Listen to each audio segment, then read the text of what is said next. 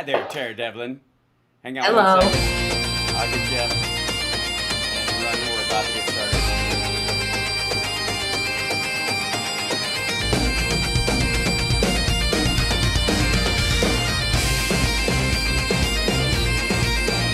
All right, out there, step heads, everybody who's tuning in right now, hit that like, share the show, make it go everywhere you go. We're about to go live on Instagram in 5, 4, 3, 1. There we go. Something good. Substack, we're rolling.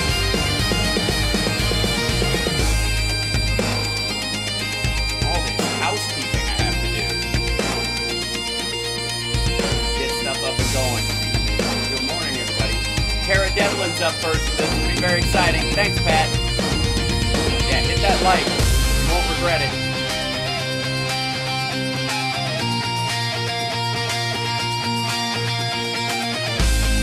We're moving.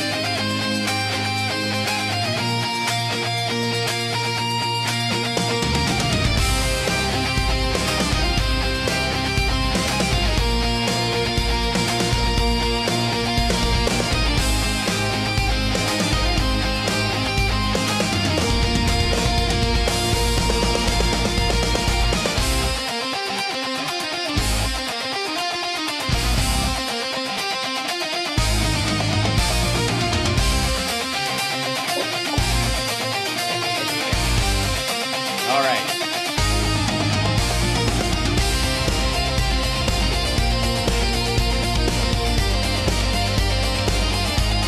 All right, everybody, what site are you on?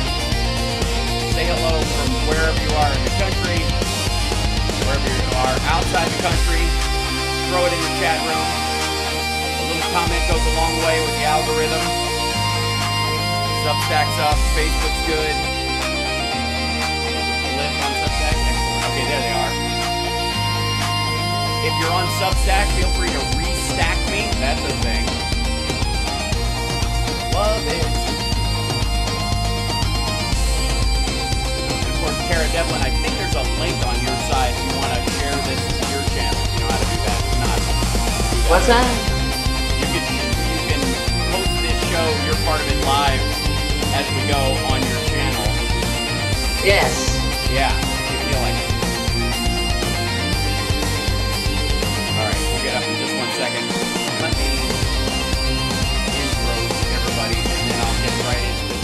Ladies and gentlemen, welcome to the show. Good morning. It's Houseparks Mornings, Megaworldwide. Like, subscribe, give a thumbs up, support the show. My mic's not low. My mic is fine. I'll dust it up a touch, but I don't want to get too hot lady, because we have a too hot lady right now. Ladies and gentlemen, if I may, I'm going to bring her on whoops, I hit the wrong one. Chat room, hold on, I'm trying to bring you guys in. Say hello. Is our dearly beloved Tara Devlin, who does indeed rock Yo. as well. Yes. Yep. Sure. Yeah, Dublin rocks, and she added that to her title. So we have to remind everyone that you guys not only rock, also, but together on the Tara Show Tuesdays and Thursdays on the regular. And Thank you. yeah, absolutely. And I'm, I wish, part of me wishes both of you lived in the DC area, Yeah. so I could just get like me and my chat room could get together and we could super chat reservations for you at really nice restaurants when Trump's going to show up there, Oh, just so God. you can heckle him from one booth away. I know. Well, at Um, least that's, people are doing that. That gives me hope for yes, this country. Yeah. my favorite part of it is right wing liberty maggots in the media going, "Where was the Secret Service?" when people were yelling, "Move it along, Shitler," at him, and like I'll tell you Right. where they were. They were right next to him, making sure he doesn't get shot or blown up. But he gets to hear all the fuck yous, and nobody Yeah. can do anything about it. And believe me, even as deaf as he is, even without Melania acting him as his giant cornucopia, feeding audio into his head like the RCA dog, he can still hear "fuck you" from a long way off. As a matter of Right. fact, I think his self-esteem is such shit that he hears every fuck you and takes it personally, no matter who says Yeah. it, even if it's Besant yelling it at Nutlick. So, I know. Yeah. good morning. Good And morning. yes, and I'm sure you saw this. And for those that haven't seen it, Trump decided to prove that DC is a safe zone, as if he would fucking know, because he's surrounded by the Secret Yeah. Service and they broom the streets. It's like That's the that would thing. He doesn't know. He doesn't realize that people hate him. And so I guess right, he's getting a shocking awakening. I don't know. Maybe because he's so insulated right, and they are just constantly kissing his ass. This is yeah. not real life. So, he should get out more. I'll put it that way. Really. Yeah, well, every time he does, he gets booed at the U.S. Open, where he takes a Viagra and falls asleep, or whatever the fuck that was. Uh-huh. And I will say, look, I think as someone who has been, well, every booing I've ever gotten, I have actually requested from my audience, Graham Hmm. Chapman style. Like at a couple of the sexy Yeah. liberals, I was like, you guys are all pent up and stuff. Just throw your boos. Just start booing right away, because I'm way too full of myself. Whenever people treat me nicely, it's when I get weepy if something bad has happened. And when Chud died, so I could do my show, my cat, I Yeah. was like, please boo me. Don't clap or smile, because it'll set me off and I'll Oh, feel delicate. So boo the shit out of me, and everybody did, and it was yeah. really lovely and funny. Aw. But And did it help? I mean, yeah, of I don't course. Oh know. yeah, absolutely. Yeah, yeah. My ego is so massive and so inverted from Oh, is what. it? Oh yeah. Again, that's why I'm offended by Trump's existence. I'm a genuine Oh, narcissist. well, You know. you have reason to be. You Right. can back it up with Yes. actual skills and talents. Yeah. So, Stuff yeah, I've worked that's the for. It has problem. nothing to do with my height. I'm 5'9" and a buck 65, fully clothed, soaking wet. So it's not like, and I wasn't born rich, so I can't skate on anything. Right. So I feel like I can You're not a claim whatever. con man. But Yeah, as you bad, could back it up for real. Your yeah, brain is, right. you have a I very big brain a and big a lot. brain, right? Hub brain. It's a hub Exactly. brain, according to Trump. But what I was saying is, like, as awful as it would be to be booed actively by people who vehemently hate you. Like I got Yes. death threats when I was doing Queer as Folk and shit like Oh, that. So wow. there's stuff like that out there. As bad as that is, I gotta say, having to have dinner with JD Vance would be worse. Oh, God, yeah. Talk This is about, one of the ugh, most pitiful beginnings of an evening you could ever have. look at Sitting them. Oh, across no. from Peter Thiel's urinal, and Oh, look at him trying to get up the steps. For real. lumbering, like bring Just ox. ugh. Ugh, Yeah, fucking hilarious. So lug. yeah. Trying to go to dinner. Imagine watching An him eat. orange. Oh, I Uh, know. And then I wonder if the effusive praise just continues the entire time during dinner. Like, it do you has get to to. actually have a conversation Oh about my. anything but him? Well, he Like doesn't. how grateful you are, Uh, how amazing he is. Don't listen to them. It's the paid crowd. Those are the paid protesters, and right? well, he doesn't What have do they cabinet tell? officials. Trump does not have cabinet officials. He has fluffers. And Yes. I gotta say, there's probably like when Fluffer meets ED, is probably one of the saddest fucking moments in Yeah. someone's life, where they What a realize job. no amount of fluffing is going to get this thing aroused. And Right. And Trump it's going is, to be your fault too. yeah, That's the he'll blame thing, you. right? That's what. Yeah, Yep. Yep. yeah. There's Like no. Henry VIII did. It's, You might yeah. get your head chopped off, right? Ugh, oh God.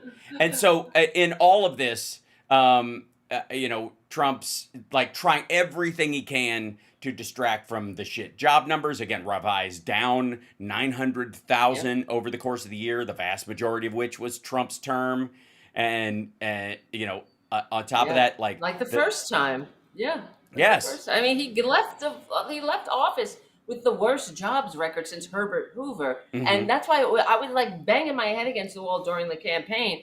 How the corporate media constantly said how the American people have more trust in Trump with the economy. How dare they? Well, Yeah. how dare you? It was always a poll about how the American people think that Trump is better for the economy, and it's well, why don't you, do your job, corporate media, and inform the American people that Right. that's not true. Yeah, That's if they not true. think that, it's wrong. So maybe because you're in the fucking Yeah, media, you should correct that record. yeah, You with know what the I mean? truth. Yeah, polling is not really ever No, it's about the not. candidate or ever about the issue. It's about people's perception of or awareness of the Yes, or lack of that's awareness it. of the details of an issue or a candidate or the circumstance. And Absolutely. so if you're like, wow, the public polling is way off from reality, then do your Yeah. fucking job. Yeah, that's a failure of you, media. So do your Right. job and stop spreading this social contagion. And that's what it was. Because a lot of people aren't paying attention to the media, and then you hear, well, everybody thinks Trump is better for the economy, so I guess I do too. Because Hmm. when they ask you, you don't want to look like an idiot, so you just say, well, you're just spreading the social contagion of what you're hearing from your friends, from the media that are validating it. It really is a tacit validation when they're saying that people Yeah. think Trump is better for the economy. That's not the truth. We Mm-mm. had, I mean, and it wasn't just the pandemic. That's the other thing that pissed me Right. off during the campaign, because his numbers were going down after they We passed entered a the tax recession scam. in Yes, January. And the only that's right. reason he gets to hide from it in January of 2022, we entered a recession. And the only reason nobody noticed was because the entire world's economy went to shit That's because right. of Yep. COVID. COVID saved him from the comeuppance of his Oh initial yeah, economy. that's right. The That's right. irony And that he can now blame the that. death that we Yes. had the worst death toll. That's the other thing.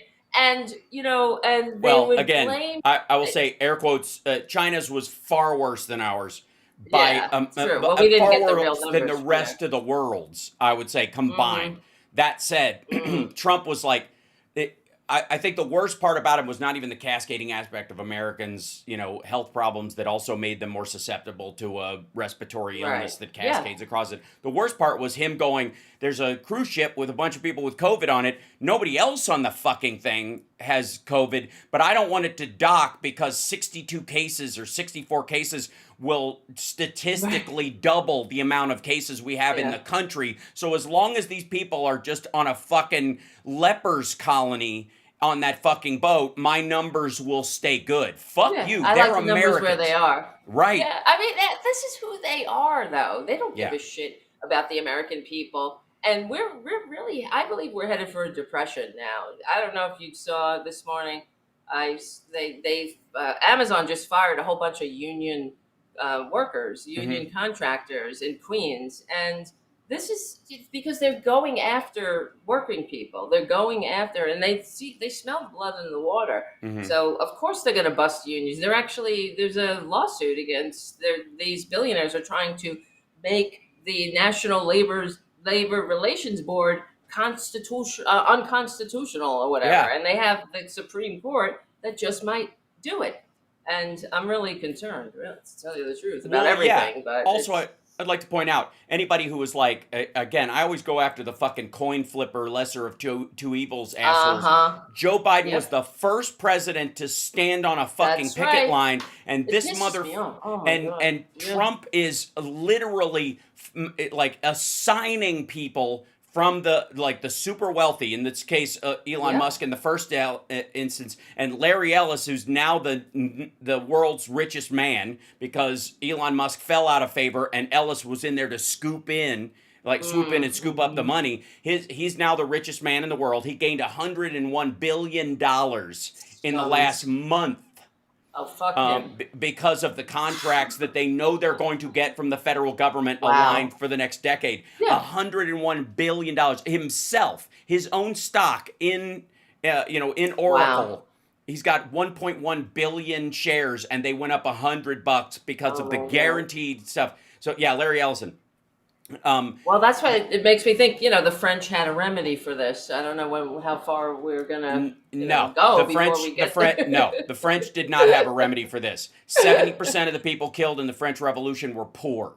They started Yeah, just yeah, scooping up anybody they didn't like. You start a yeah. purge. It always starts with eat the rich. It always starts Uh-huh. with, let's lynch the obvious criminal in town. And then street justice rolls on, and then you end up with Yeah, the Hatfields and McCoys I know. every fucking time. That I is just why, wonder. Yeah, yeah, well, no, yeah. that's why Sorry. the word establishment has become a bad word, and it's a fucking Yeah, mistake. Your right. enemy You're wants right. your established society to become a bad thing, because Yes. then they get to scuttle Social Security. If the whole system Yeah. comes down, so does Medicare and Medicaid. It becomes dog Right. eat dog, and they're already ahead. They have Palantir on their side. They have all the guns and the Yes. money that they could sit on. They own the real estate. So of course they want the fucking system to collapse so that Right. you Totally. can't catch up.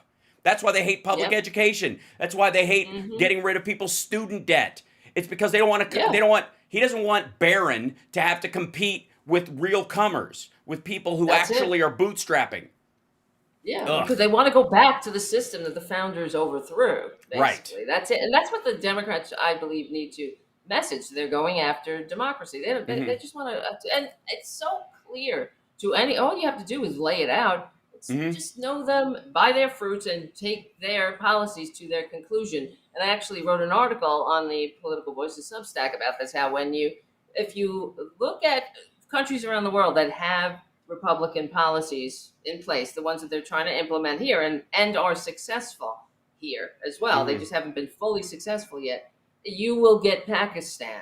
So, and that's what they want to drag us to. No taxes on the rich. The military eats up the budget. The women know their place. The gays, no gays, no trans. Everybody's in the Mm-hmm. closet, and this is, and everybody else just awaits their rewards in heaven. Except here they want it to be with Jesus, a little bit more Jesus-y, not like Pakistan. But that's what you get. You get an authoritarian shithole. And even the Republicans don't want to live in that authoritarian Right. shithole, as we know, because they're all begging for carve-outs and government handouts now. Well, For the yeah, I on Substack this morning. By the way, if you do the Substack thing, check out Tara Devlin's Substack. I think you have your own yes, Substack there. You I guys do. both. I Yep. think, do you share your show on there as well? Yes, Okay, good. our show goes through Political Voices Network. Yes, Okay, but yeah. we both So have our Substacks on there too. So yes, excellent. you And should. is yours just Tara Devlin.substack.com, or is it It's Tarabuster dot Tara sub, Buster? yeah. Okay, there you go. Yeah, I Yeah, want to. like the Yeah, show Tarabuster. Yeah. gotcha. Thank you, guys. So Thank you. yeah. So the title I put on the show today was the maggot commie paradox, because I don't know if you saw this whole thing. Never mind the fact that while they're saying we need to break up unions and we need to eliminate the the unionization of places, and they're always fighting against that, Yeah. largely about artificially lowering labor costs, which they're going to have to do if they want this manufacturing back in the United States. They're going to have to cut the people that work in factories wages off at the knees, Yeah. while still having the work be uncommon, which is not how it works. Either the work has to get so easy anybody who can flip a burger can do it, and therefore you can charge a low wage for it, or it's so specialized because of the nature of the work that they're doing that only a few people can do it and only a few people will do it, which will automatically raise the salary Right. expectation in that situation. It's just fucking it's just business 101, and they know they're going against it. At the same time, you've got on like this in this Axios interview this morning, Nutlick is talking about how not only should we own a piece of U.S. Steel, not only should we get 15% of Nvidia's sales to China, not only should they get a 10% stake because of grants in Intel. That now he believes that the U.S. the government should own the patents, like have a percentage of the patent revenue, that anything that comes up at a university, because of their studies, because of their experiments there. Oh, because If they get they federal because funding, of, okay. Oh, yeah, God. Wow. which Well, this is, I mean, yeah, socialism. I thought they were right. I mean, it's fascism. It's directly, by the way, it is Right. directly Yeah. fascism. That is where government runs the business and the business leaders Right. together run the government. Like that, That's this is right. Yeah. old school Absolutely. Mussolini That's shit. it. That's Mussolini Right. fascism. That's not Exactly what he socialism or had. communism. That is Hmm. fucking. You don't own, the workers, in form of the taxpayers don't own, the means of production. The government and their cronies operate together, and anything Right. that isn't in that bubble of whatever they want to create doesn't get funding and doesn't get to move. It has to Right. languish. So if you're Palantir, you can get your shit funded Yeah. forever, and if you want to make surveillance software and military shit, then the you get an unlimited bucket of taxpayer money. But if you're trying to cure diseases that that the rich don't recognize as Right. their problem, or the Trumps of the world don't think exist, or the RFK Juniors of the world Oh think God. don't exist, Well, you're fucked. right. Well, and it's just like the system the founders rebelled against, where Yep. the king would hand out favors to Right. the loyalists and everybody else, go pound sand. Where's the innovation? There's no Right. freedom in Well, that. that's what the There's no okay. yeah. So, do you know about the Bayh-Dole Act? I think it was 1980.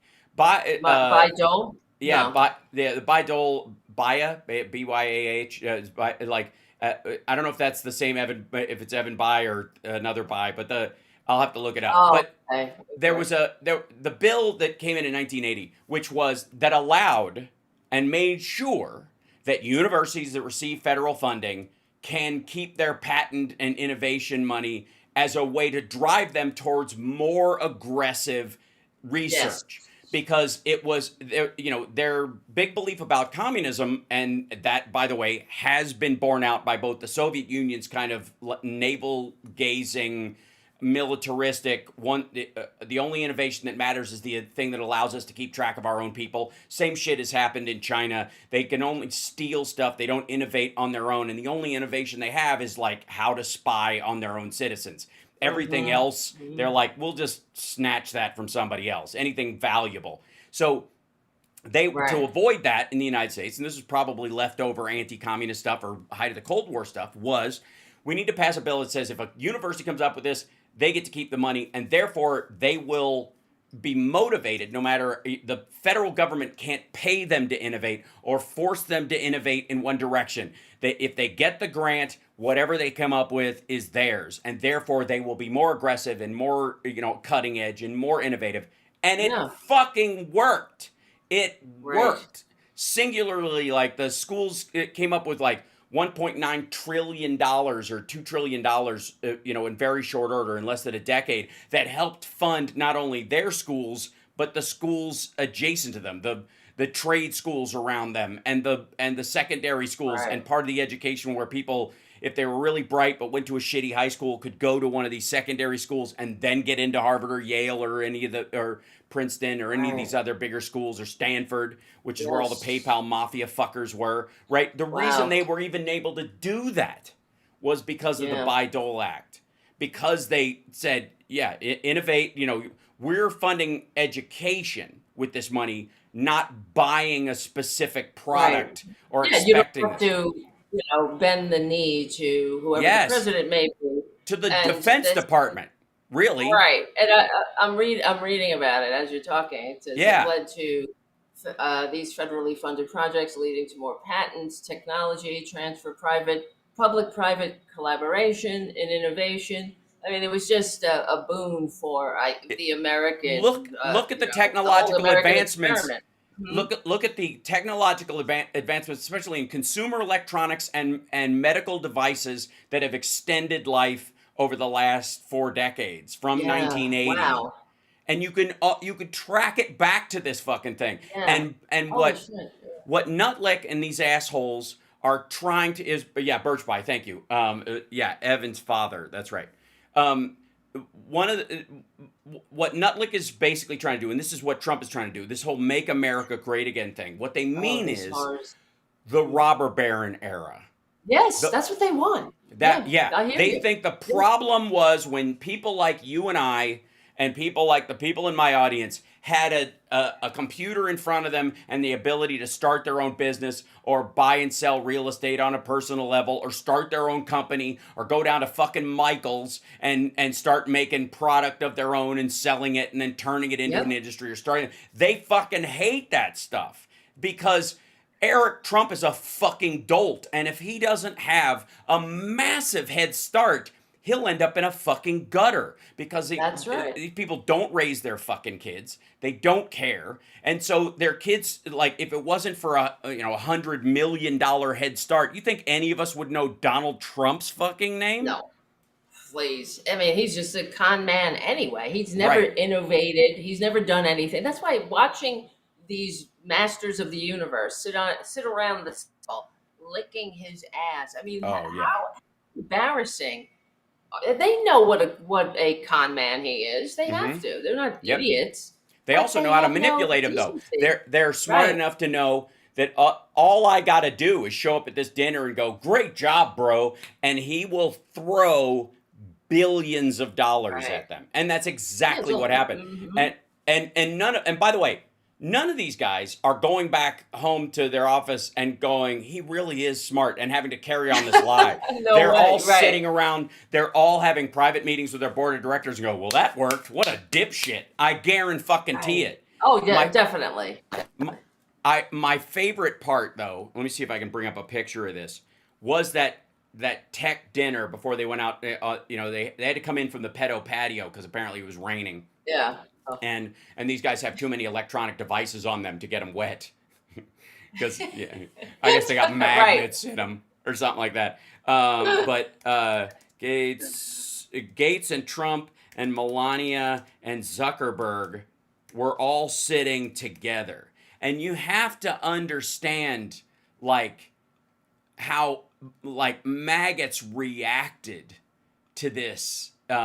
It's fucking amazing. See if I can open. They don't like it. Oh, they fucking hated it. I like that. I like to hear that. It's beautiful. So hold on, let me see if I can bring this picture up. I love when maggots are, looking at. I mean, I wonder, will the scale fall from their eyes? That's what I'm trying to say. Will they ever see the light? I don't know. No, I don't need them to see the light. I just need them to see the lie.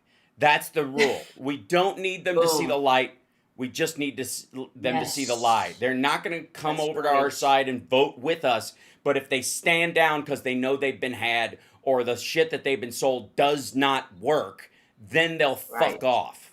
And that's now, that's the best we can hope for. Eventually, if they're like, actually, my uncle was saved by Medicaid, and maybe we need something like that, even if it needs better management, and then they come back to the table as legitimate partners having real questions and real solutions. Nobody has nobody has a fucking problem with that. But let me tell you something. Look at these four people. First of all, Zuckerberg is who Mike Pillow still calls Zuckerbucks in a Jewish money grub, anti-Semitic deference all the time. They're so lazy too. That's the thing. Even those anti-Semitic slurs, it just goes to show you how low energy thinking, low effort thinking they are. Well, and they get a chuckle and move on. It's an auto. It's like it's just on repeat. And then of course Bill Gates. Bill Gates' wife, one of the primary reasons she divorced him was because he was hanging out with Jeffrey Epstein. He's on the list. Oh, wow. The only person who's on the list of stuff that's big name, anyways, that besides Leslie Wexner, as far as that's in people's lives doing shit, is Trump and Epstein or Trump and Gates. They probably equally between the two of them spent the most time fucking around with Epstein doing stuff. And all of MAGA thinks that Bill Gates is a fucking baby-eating psychopath who's trying to depopulate the earth. He's tracking them with their vaccines. He's got trackers in there. That's right. And he's trying to kill white people and save all the Africans because he's going to enslave them in some sort of nerd version of Helter Skelter. Right? That's got the fucking energy. Jesus Christ. Let me tell you something, though. Let me tell you something, Tara. This is what makes this picture so fucking wonderful. Yes. This is a big, for us and for everybody who gives a shit about real human lives and wants a cork put in this fucking hole in the dam. this is part of it. This is a huge part of it because these motherfuckers, like the maggots, like they fumed over this lineup. Not just everybody at the table, but the fact that Yeah. these two fucking guys had pole position next to Trump and Melania, that they got the aces spot. They're not on the other Right. side of the table. They're not in the corner. He's Right. fucking retired. This motherfucker doesn't, like, he's got money in Microsoft, but he's not in there doing shit. Right. He's not Zuckerberg, making the day-to-day decisions. not Yeah. at all. Right. So what the fuck is he doing there? Right? For real. He's in the So Epstein files. That's why. exactly, Yeah. because they're both like, dude, we got to do something. Like, he's there to look over the Uh-huh. files they're going to release. He's there to help redact. Yep. That's right. He probably was there with a box of fresh black No markers. doubt. Yeah, he's like, what are we gonna do about this? It's not going away. This is Yeah. a problem. That's right. Yeah. And again, his divorce papers are almost as telling as the Ghislaine Maxwell, files, because of like how much he hung out with him and how like unrepentant wow. he was Huh. about hanging out with him for a while and kind of mind your business about it. And again, Yeah, I mean, he's obviously he knows what Jeffrey Epstein is and Yeah. was clearly, so he must have been involved with what they were doing. That's for sure. So, right. Well, here's my so Tara Devlin, billionaire. You have people start showing up in your world. Some of them are a little curious. Like, who is this guy? What does he do? Do you just take somebody's word for it?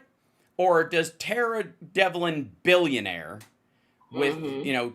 10 billion dollars, not go, run a check on that motherfucker for me, will you? Of course. Give me the rundown. I want Oppo research on anybody, any comers in my area. Right? Wouldn't you just do Definitely. that? Yeah. That- Yes, and he that's was a why. registered sex offender too. Yes. So Right. Well, even before then, you're like, who the fuck is this guy? Like, and it's not like, right, and a con man. He was a con man too. That's Right. the other thing. He got his money through a Ponzi scheme where some other dude went to jail. And Yeah, well, that was I the- don't understand, like, how that was the Bear people don't Stearns really thing. know that. Yeah, Uh-huh. he dodged the bullet at Bear Stearns, and the idea is that he was there, that Bear Stearns was shuffling around under the table money around, that eventually right. led to some of the Iran Contra shit. And so, again, this is why people owe Jimmy Carter's memory a fucking apology, because I Jimmy know. Carter raised the rules on how the CIA could get its funding, what it could do, how it had to brief Congress and the president. He set up the IG system so people couldn't scuttle money out through black programs and that kind of stuff and hide it. And so what was the Reagan administration, especially George H.W. Bush, what was their response? Was to start using private partnerships with these fucking wealthy, skeevy assholes to shuffle money around. They started working, one man's freedom fighter is another man's terrorist, right? And they started, Oh, jeez. using, lapping money, guaranteeing money would go to someplace, and then going, hey, if you do what we need, we can guarantee some of that money goes to your way, and then we'll guarantee it that way. That way, it never actually comes out of their coffers. That's why the idea that Epstein was an agent is fucking stupid. He was an asset, yeah. if anything, and it was, and it wasn't.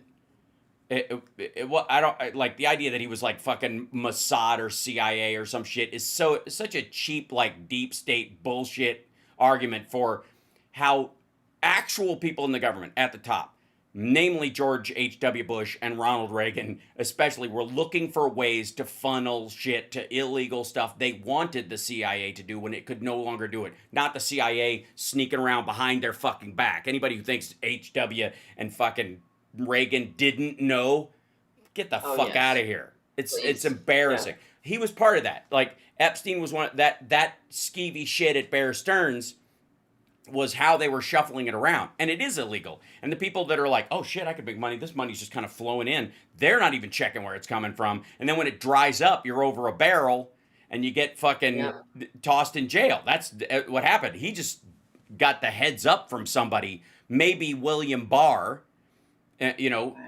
right? That kind of shit. So the whole thing is so skeevy, though. And Yes. that's why this scandal. We know that Trump is all over the Epstein files. We Yeah, know he's not alone, too. There's powerful men, probably, like you're saying, Bill Gates, no doubt. Because the fallout from not releasing the Epstein files is pretty large, and yes, they're willing to weather this storm. So it must be it's this worse. is better than That's what. Yeah. that's what So I've what's said. in there is worse.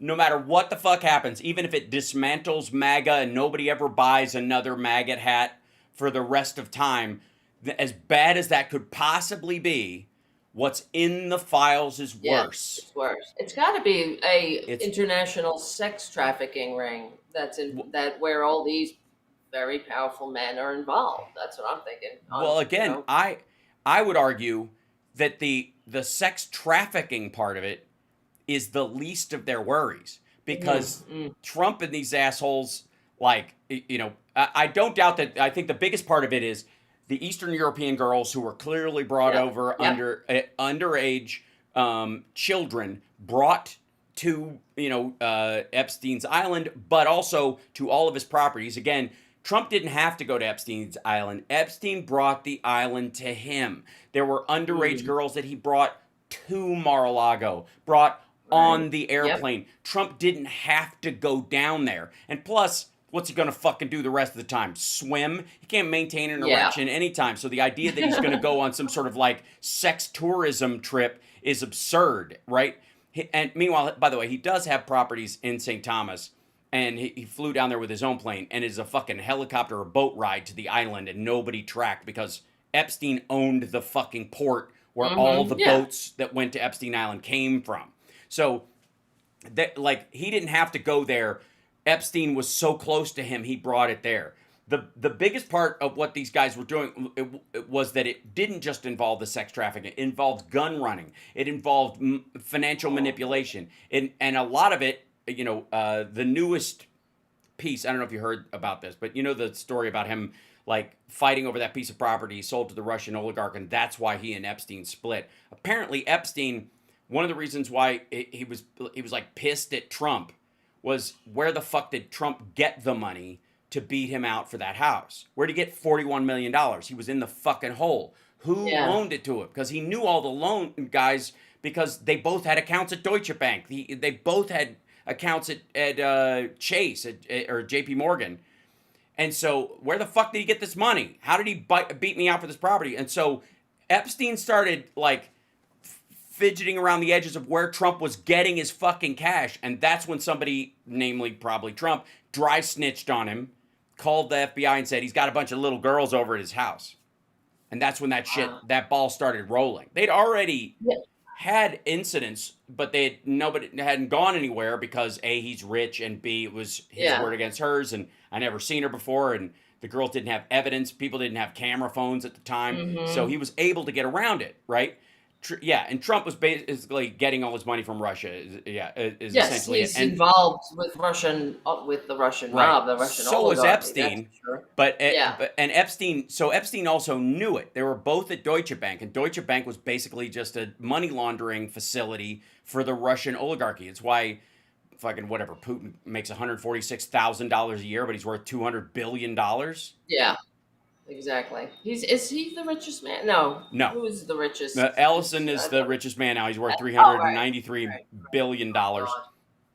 God. Um, It's uh, just, I have to wonder, we have to, yeah. I think, have a conversation about how much longer are we to accept billionaires actually existing. Right. And, Okay. I've heard this argument. Like, to me, it sounds like arguing about like somebody who has a billion yen in Japan or a million yen. Like, like the mhm. monetary system of what a dollar buys versus what a nickel used to buy has created as much of the millionaire class as anything else, because there are a lot of people who are on paper millionaires, but they effectively have the lifestyle of somebody in the 50s who is making $80,000, like, which is no small Mhm. feat, but isn't the end of the world. And the Yeah. billions that a lot of these guys have is in the value of the company if they sold all the stock at once. That's Larry Ellis right now. He made $101 billion because the price of the stock went up. Now, could he sell all of that tomorrow? Probably. Would he? No, because if he did, it would crash the value of it as he sold it. So he's got to Mm. announce as a stakeholder that he's selling it. So if he tries to get rid of some of it, he loses money doing it. So even the calculation, both between him and Musk and others, of probably a third of their wealth is bullshit. Because if they Mm. started selling the stock would go down, and therefore what they could get for it would start cascading downward, and it would usually point to the company is going to collapse Mm-hmm. if they do that. So it's a bit of a shell game, kind of like Trump's wealth when he would talk to Forbes. His buildings are worth a lot until you try to sell Right. them, and if anybody does a site survey and goes, this motherfucker's leaning, right? And they're like, okay, now it's not worth as much because you're actively selling it. But if you're not selling it from way over here, holy shit, look at that tower, right? Mm-hmm. So the key in this situation, I think I have birds flying into my window. I think Oh, that's what that really? noise is. Oh Yeah, no, yeah. I think that's it's terrible. anyway. Why? Or my neighbor hates my politics, can hear it, and is throwing He's crab like throwing apples. shit at you. It's entirely I don't possible. know if I could hear it, but I It's just heard going boom, something. boom against my window. I'm one of these days. If any of you guys, Oh, if I ever just run outside in the middle of the show, that's what I'm checking on. And poor yeah, birds. I feel bad for the well, birds. we've had a couple of All those, right. but we also have cat nose prints on the glass in the exact same spot. Ah. So I can't tell if the cat went after the bird after it hit, or the bird Oh, was trying that to could kill my be. cat. So in which case, it's kind of a draw. Um, so the Terra Show, yeah, by the way, is Tuesdays and Thursdays, 11 a.m. Pacific time, 2 p.m. Yes. Eastern time, Yes. and Thank and you. you guys are Thank you very live, much. right? You live, you're Yes, because we do I it just live did. every. Yeah, I just did Jody Yeah. Hamilton's show, and they do it at as live, but thank God, because Oh, I live to swore and they tape. had to bleep me. Yeah, and Oh. it was they're And on then I have actual my own radio. show on. Yes, I have my own show on Friday at 8:30 p.m. Eastern Time, Tara Buster, and then I do excellent. a lot of videos for Political Voices, for articles, videos, Devlin versus the news, that Uh kind of huh. stuff. And that's why I hope you can subscribe. That would be nice. There you go. Keep That's what it we're shooting going, for. keep going. I don't That's right. very good promotion, as you know. I know you're trying to help me, and I appreciate Yes. Yeah. Absolutely. And and I for a while I started. I'm very much against branding. I believe in building a legend, not a brand.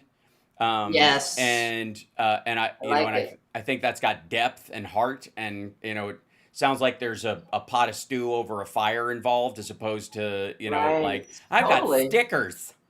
So Mm-hmm. right, but it's there's also this thing about reminding people all the time to almost ad Yes. absurdum level, right? Which is That's true. Wow. Yeah. You're it, right. You're right. That's what you you know got to do. Yep, and it's funny, but like the Trumps of the world give it a bad name. It's you know what? It's almost like this is what I discovered about Hollywood, is that everybody talks about it's networking. Man, you got to network. You got to be you got to get your networking on, which sounds like it's fucking terrible. Instead of got to make some friends in your business, in your industry, make some friends.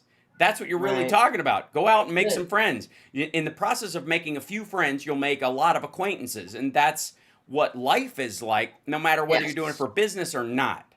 Okay, and It's true. so yeah, and so the key thing, I was like, I'm just gonna go make some friends, and in my business, because I care about the same shit they care about in theory. And what you find is that the people that don't really care and are just in it for the business, they become the acquaintances. And the people who do care and are Mm, really artists and want to do this shit, they become the friends. And I've made some of the right. best friends I've ever had in LA, because of that. The same thing is sort of like, but people who are skeevy and network give that a bad name, and it holds back it doesn't hold back the skeevy people. The skeevy Right. people read networking books, and they're like, oh, okay, you just have to pretend. Like, it's like teaching It's true. sociopaths. That's why we have so many sociopaths that get ahead in Yeah. politics and in entertainment and in news, because they're the only people who go, oh, okay, all you got to do is fuck with people and pretend to like them. I can do that. And they like to do that. Yeah, they like Yeah, that. whereas That's right. good Yeah. people, smart people, talented people are like, I don't want to do that. I mean, my work should stand I for know. itself, I right? just don't want to annoy people. That's what it No, is. you're But not annoying I people. mean, You know what's yeah, annoying? I guess, Tara Devlin. yeah, You know what's annoying? Tara yeah. Devlin. Tell Tara me. Devlin. You know what's Uh-oh. annoying? Tara Devlin Uh-oh. is when Oh, good people like Tara Devlin and her Buster Substack don't get the attention that it deserves you're and that right. should You're reach right. the number of people, Thank you. and the information that it could help doesn't reach all the right people. That's Well, annoying. And other you're, people who are you. full of shit, so much so that their eyes are You're brown, right. and I recognize pot kettle calling line too, um, that they get the attention instead. No, you're right. That's annoying. You're 100% right. No, I get it because I always get, even on my show I talk about like how irritating it is that, because when I looked up politics, let's say Yeah. on Apple, look at your iTunes Yeah. podcasts. What comes up first? Charlie Kirk. Yep.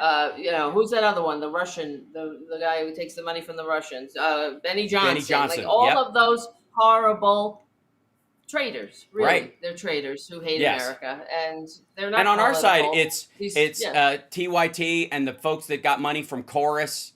Yep. Like I don't really have a problem with Pacman, although I think occasionally he falls for what I would call common misconception on really key issues, and that leads us down a very bad path. Because here's the issue: you have a situation like that comes up like Trayvon Martin or George Floyd or whatever.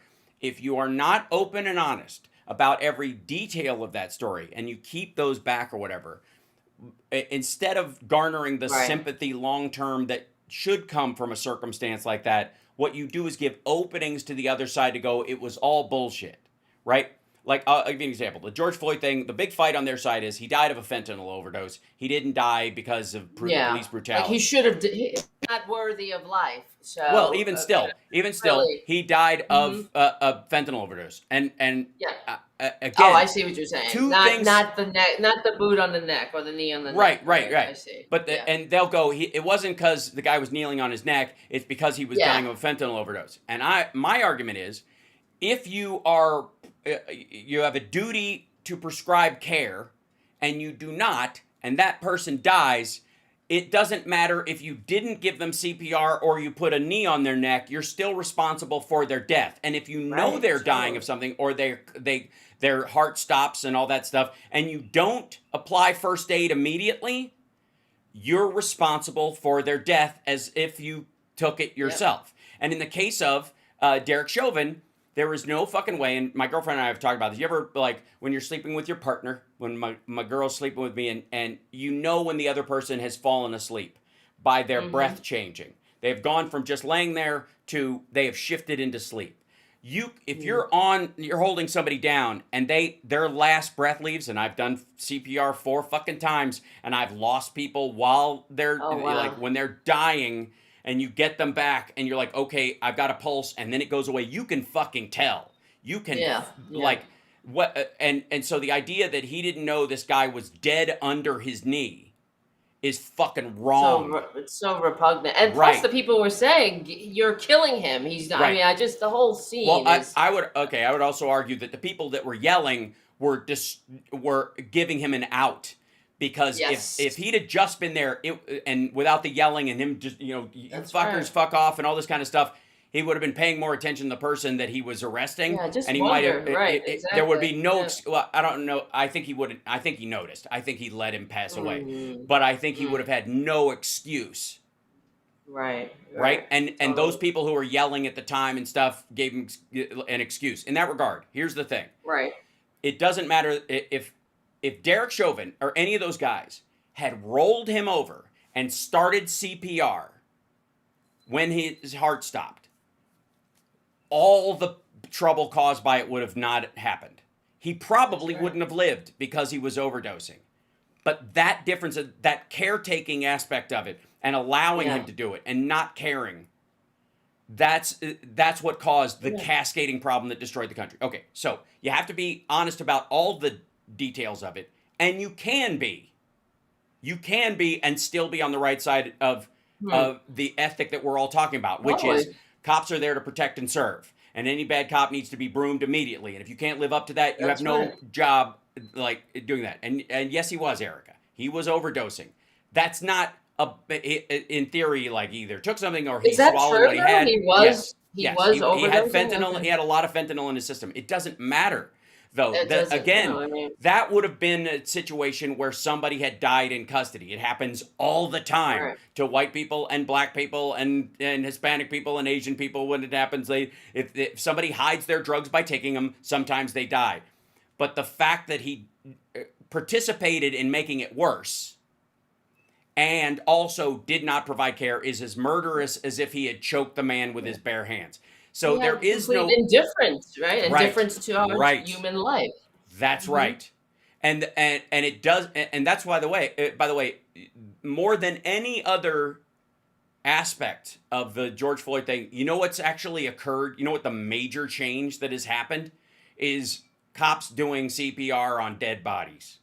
More and more Wow. police, they if they Yeah. shoot somebody or whatever, look at all the like footage of there's endless police footage now because of body cams. Look online at body cam footage where there's a shooting involved or something. They immediately apply aid, Right. and the reason is because that's actually the history. Right. That's the history. Yeah. You're right. So Mm-hmm. and Greg says you can't resist cops high on fentanyl. He wasn't. It was the high was coming on. He was collapsing. That's the point. He was aware, and then the drug took effect, and that's why he was flipping out because his system was collapsing. And the point is that Chauvin was just as wrong no matter how it went down, and it wouldn't have taken much for him to not create that problem. He chose not to. He's guilty no matter how even with their best argument, he's still just as guilty. I'm eating into what their argument is. I'm telling you what their argument is, and I'm telling you it doesn't do them any good. The job of the cop is still the same whether the guy dies by his own hand or Yeah. not. It's If not. somebody Yeah. shoots them, That's the thing. right? Yes, Exactly. But I mean, that they're not the mobile execution squad. Their right, job is to take people to right, jail so they can have their day in court. right. That's the And if and then let the the response jury or whatnot right. take If the have response the on our decision. side would have been not like, no, there was no drugs in the system, or it was, whatever their excuse was, instead of saying, no, there weren't, because it gives them an opening to go, yeah, it was, and that's why he died, and fuck it, they don't care. You have to Right. go, even if it was, it's still the cop's job to try and save his life to the best of his ability. He's there to protect and serve. The guy wasn't a violent criminal. That's what you have to do. That's what even if he was a violent criminal, you still have to apply aid. And that's where we want to be as a society. That's the Christian thing to do. That's That's what you would true, think, right? right? Right? Yeah. So because we left that opening, they, and didn't want to address it, they've just wiped it away. They just don't Yeah. even consider that there was anything wrong done there now, right? No, I And mean, he might be part. He might get. Well, is he? Oh, wait, now that I'm saying this, I heard that it's he was state. He can't. considering. Yeah, it's state. Trump, Okay. yeah, Yeah. they're federal civil rights stuff, and Right. I don't know where the extent of that element is, but I don't see him doing that anytime soon, just because it's like. Right. There's not like a Jan Sixer thing. The Jan Sixers that he pardoned bought him all the leeway with the fucking Oh, we didn't God. do anything wrong crowd in the maggot world. So he doesn't have to do any more. He's just going to hand out pardons to rich dudes now, Oh God. right? Yes, and he's doing Yeah, that. I don't know why that's not getting more attention either. I don't hear because this it's on the corporate expected. media, It's of so course. bad. Yep. It's like after he said he talked about Tiffany's tits. He was able to talk about fucking Ivanka forever because now it's Uh huh. normal, right? But Yeah. we normalize it. And my argument has always been, give me your best argument. Why do you think this isn't a thing from the right? And I guarantee you every fucking time I can go, even with your best argument, you're defending wrongdoing. You are Hmm. defending evil in this situation. And so I'm a big fan of like hearing right from the horse's mouth. Tell me exactly what you think, the imbalance is in this situation. And invariably it's just grievance, populist politic bullshit that Donald Trump is selling to a bunch of people, uh, white upper class rednecks by and large, that he doesn't give a rat fuck about. He Oh would please. Oh never no.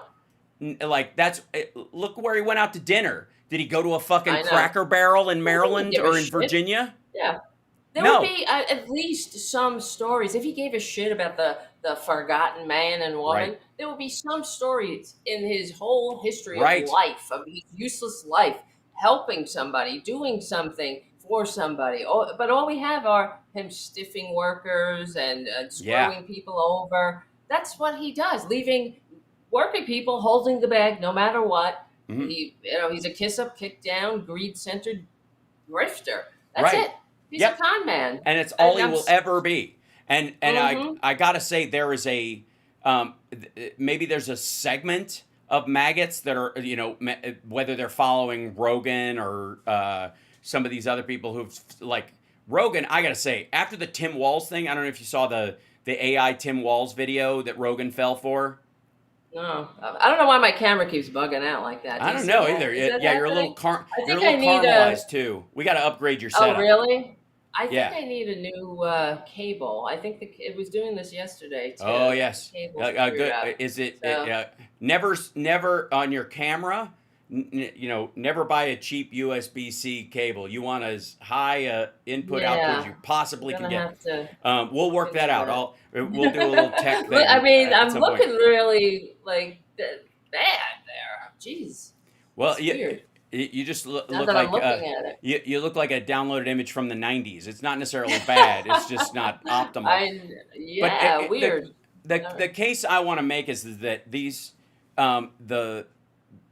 there are a bunch of maggots who seem to be waking up to the fact that they've been had. And it is one of our duties, among others, to point that out to them nonstop. Because Trump doesn't give a shit about our opinion. And he may not give a shit about even his voters' opinion. But if they're his customers, if it's his product he thinks he's selling, which he believes MAGA is a trademarked element of his business now. And so does Don Jr. They believe this. Yeah. So the Rogan thing, by the way, I don't see. Let's see. Rogan fell for this Tim Walz video where they some dude was dancing in who looked like Tim Walz. They put Tim Walz's face on a guy who was dancing with a "Fuck Trump" shirt on to music, and Rogan defended it like ad nauseum, even when Jamie, his handler, for the umpteenth time. Jamie's also the one who went when he was like, "Did you hear about Biden saying the problem with the Revolutionary War is we didn't have enough airports?" Yes. Like, motherfucker, he was making fun of Trump and Rogan didn't go, "Oh, that's fucking terrible. Trump's a dumbass." He went, "Oh, well, they got me."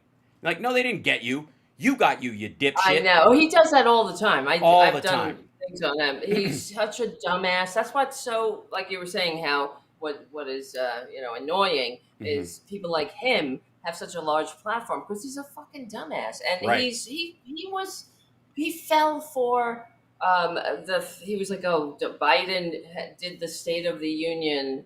It was pre-recorded, right? Because his watch was a different time or some shit. And you're like, yes, and he's like and he went on about this, and they're like, no, that's they were talking off the ledge. He's like, damn, they got me again.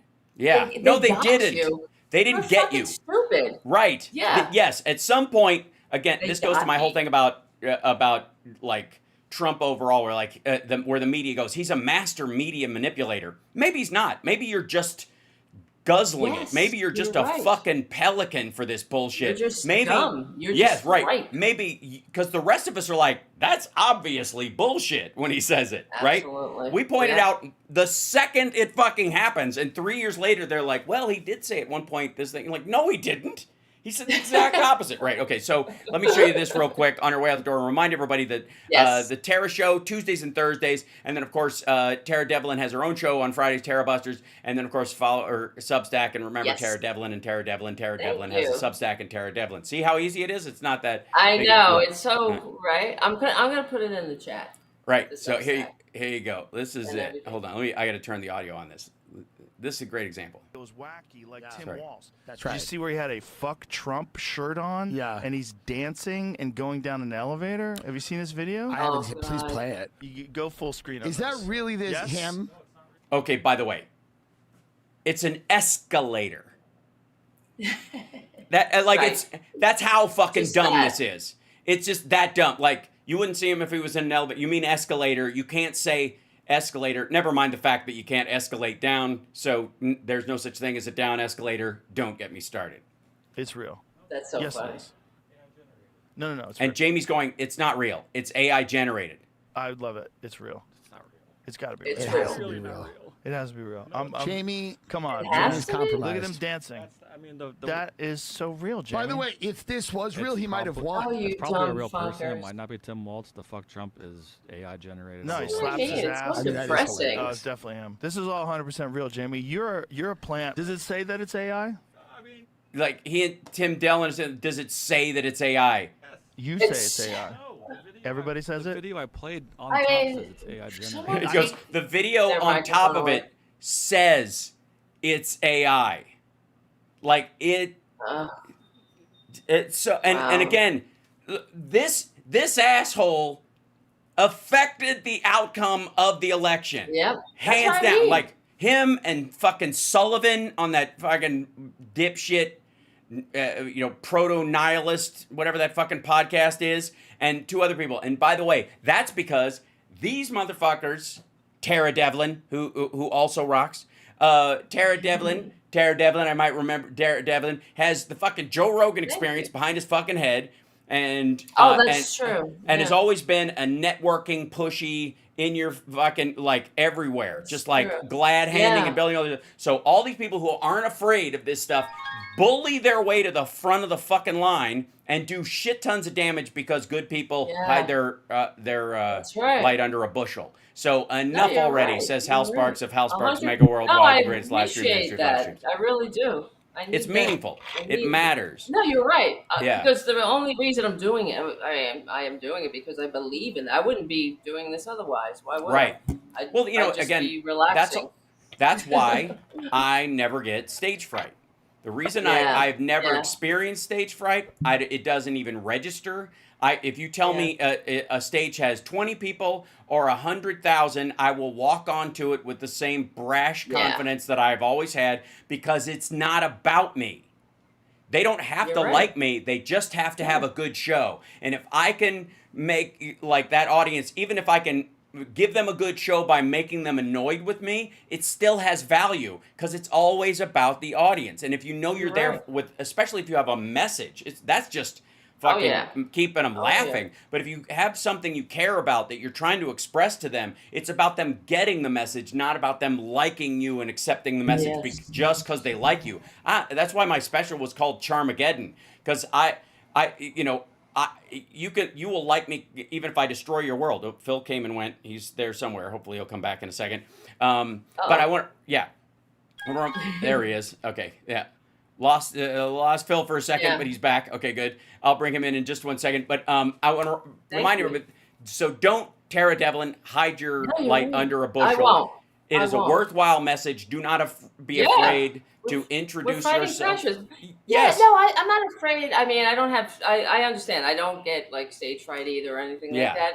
I mean, I have not to the point. I do get nervous. It's more but I pathological. stand up. Being Yeah, tepid yeah. about it is actually more pathological You're right. than No, you're like right. But I everybody mean, expects. it's Like just- my knees are shaking. I can't go out there. It's really not about that. It's Yeah. especially in an interpersonal level because that's where a lot of this work gets done. Right. Yes. And Totally. yeah. I just so mean about like the marketing part of it is Yeah, not sure. my forte. I got to So, tell yeah. you, there's 25 books on them, and one of them will do it for you. And all you have to do is figure out which one it is, No, because you're right. You're all right. self-help books say the same shit. It's just for different ears. And so, that's why there need to be so many self-help books, because not everybody hears it the same way. And it's that one book that goes, oh, okay, sorry. Fuck, right. Right. That's okay. Right. Now I understand. And so the same And you thing is got to true. do of- it. Yeah. Yeah, You marketing gotta put and it all that into kind of stuff. action. Mhm. Right. Dig your well before you're It's just thirsty, I read. think was one of the books that helped me Oh. along.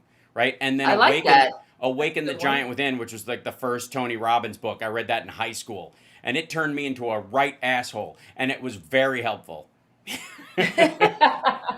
And hey, I mean, you have the right to be a right asshole. That's mean, right. You're working incredibly hard, and Yes. you're doing great, and you're really contributing to society in a positive way. I believe. I mean, I'm just talking from Thank my you. heart here, so Yeah. I really believe that this is important because we don't have. I mean, like we were talking earlier about the corporate media, we don't have. This is the liberal media right here. This is it, You're right? looking at it, Yep. and otherwise we're doomed without it because this is what's breaking through the lies and the noise, and and hopefully setting up a vision for a progressive future that people can actually, live and thrive and be happy. I mean, wouldn't that be nice? I really hope I live to see it. That's for sure. I Oh, you really will. do. I hope You will. that the darkness, this is the darkness before the dawn. But You're gonna be alive for to watch Trump not be. I'm just telling you. cannot wait. That I great know. getting up morning. I mean, Mhm. it's just we just have a lot of work to do in the meantime. Yes, we do. Yes. Yeah, we got a lot of. And thank you. I will oh, fix my yeah. camera before Awesome. next time. I don't know Well, what the fuck I am. Well, that's right. No, it's always. I'll figure it out. Believe me, I've been building this race car as it rolls, so I completely get it. Like over time, I've had every possible problem you can have running this from the base. Just from like of just whatever gear I had. Like, okay, this is where I Right. got. This is where I Exactly. start. Right. So you're awesome. Thank you for coming Yeah, on there today. you I really go. appreciate it. I'm going to hop Thank over you, Hal. and Thank grab you. Phil. And don't forget the Tara Show Tuesdays and Thursdays. And then, of course, Tara Devlin has her own show on Fridays, Tara Busters. Tara Buster, And yep, then, of course, right. her Substack. Ladies and gentlemen, Tara Yes. Devlin, Tara Devlin, Tara Devlin. All right, Tara guys. Devlin, See who will you be soon. Tara Devlin all Tara day Devlin. long. Devlin all day long. Yes. Okay. Awesome. Running with the Devlin. I'll That's see right. you soon. That All works. right. Bye-bye. Where's that show? All right. Okay. There she goes. Yeah, Ladies and for gentlemen. real. Yeah. All right. Off she goes. There you go. And let me bring in Phil in 1 second. Waiting patiently in the background. I really appreciate that. And there it goes. And we'll bring him in. Welcome, sir. It's Hal Sparks Mornings Megaworldwide with our dear friend Philip Ittner, live from Kyiv in Ukraine. Obviously, there's a lot rolling today. I guess we should probably start with he also has a show on every Sunday, On the Edge. He's the host. Check it out. Get it wherever you get your podcasts, and also watch it on YouTube. I guess the big thing is the drones in Poland and the reaction to that right now. So if people don't know, this, like in the last 24 hours, Russian drones flew into Polish territory and were shot down. And Poland at this point is writing it off as sort of a we don't consider it an act of war because we don't think they're attacking us directly. Therefore, we don't, it doesn't trigger Article 5 yet. However, it very well may if we find out they meant to do it, and they're being so slapdash with their attacks on the western side of the country that they're overshooting their targets and going into other countries, and that's how stuff spills over and gets awful. In the old days, that's how a lot of wars started. A flaming arrow flew over the wrong house and landed in the house behind it. Right? Yeah. Yeah. Well, I mean, I don't think that, and from what I'm hearing from, or what's being stated in European, centers, if one or two drones flew into Polish airspace, that would be one thing. Right. This was 19. Yeah. 19 Russian drones flew into Polish airspace. At the same time, in 7 hours time, by the way. This isn't just to be clear to people, this isn't like since the war began or they reached some sort of tipping point. In a 7-hour period, 19 drones entered Polish airspace and flew over and into civilian areas and had to be shot down. They had to close down the fucking domestic flights in that part of the country. So 19 drones is more than a coincidence, Yeah. and this was coordinated. Mhm. The question is, what can it be considered an attack? Mhm. A violation of airspace for sure. Mhm. The Poles and the Germans are moving troops to the border. This all comes as Russia and Belarus, which borders Poland, are conducting military exercises that they regularly conduct. Mhm. Um, called Western. They call them Western, and then the year. So Zapad Mhm. 2025 Right. is what this operation was called. It's supposed to be an exercised operation, but also at the same time, in 2021, when they had these exercises, they were used as a cover for the northern advance towards Kiev during the beginning of the full scale invasion. So it's no joke. And the Poles are, of course, taking this very seriously. Will they call for Article 5 to be initiated? I don't think so. Probably not. But nevertheless, um, it's clearly a provocation by Moscow. This is clearly them testing like the response time of NATO aircraft, because both F-22s and F-35s were dispatched by Mhm. Poland, or by NATO forces inside Poland to respond to these drones.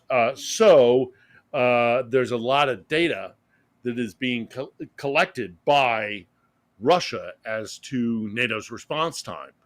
And so while it might not be a direct attack, it's definitely something that, Brussels and Warsaw and all, certainly all European NATO members, Mhm. and I should think in certain sectors of North America, certainly the Canadians, but even within America, that there are those who are going, yeah, we really don't want to be letting the Russians test our response time Right, right, and which is what it our reeks of, by the way. I would like to say that yeah. one of the things that that really is concerning to everybody about this is that it harkens back to like Russians build up at the Ukraine border and then backing off and then building up, and because you know if you do these things, the Finnish have dealt with this many times, which is they test the security in an area by like dumping migrants and seeing if they get through, like that kind of stuff, and then Yeah. they know Well, yeah, where the I weak mean, spots are. they do this constantly. They do this constantly in the North Sea. They do this constantly in the Arctic and along the northern Atlantic, with submarines. They in the North Sea and in Alaska, they will probe into NATO. Either Hmm. their naval borders or their Hmm. aerial Right. borders, and it's all meant for them to collect data so that they know, well, how long, once we violate their airspace, once we violate their sovereign waters, how long does it take for them to respond? And particularly in submarine warfare, how do they respond? And so how can we maneuver in waters with Atlantic, with NATO submarines, and kind of do this, like, how good are they at detecting us? How Hmm. good are they at proposing a threat to our incursion and that Hmm. kind of stuff? And now we're seeing it with drones, and the Poles in particular are not stupid about this. Um, NATO in general is not stupid about this, but the Poles in particular are not stupid about this. They're like, if they are probing with drones, that means that they are looking to see how quickly they could get aggressive offensive drones Right. into our airspace, get to strategic locations where they could strike at border positions along Poland. So they're not taking this lightly. Yeah. But again, do I think that Poland is going to call on Article 5? No, not over this. Not over Mhm. this. It's pushing it. It's pushing it. But it's initiating, Article 5 has only been initiated once after 9/11. Mhm. So it would have to be significantly more aggressive, I think, for the Poles to say, hey, as a NATO member, we are calling on our other NATO, fellow NATO member states to initiate the Article 5 Right. attack on one is an attack on all sort of thing. But it's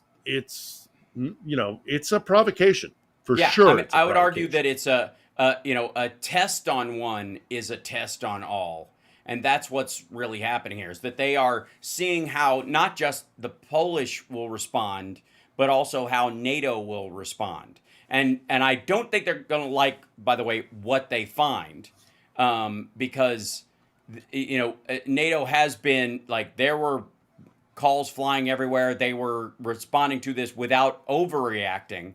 They were definitely on guard against this and treating it at least, in statements and in material response amongst each other, as far as like scrambling jets and stuff like that, as if it's a real threat to kind of warn Russia back that they're not just Yeah. going to take this.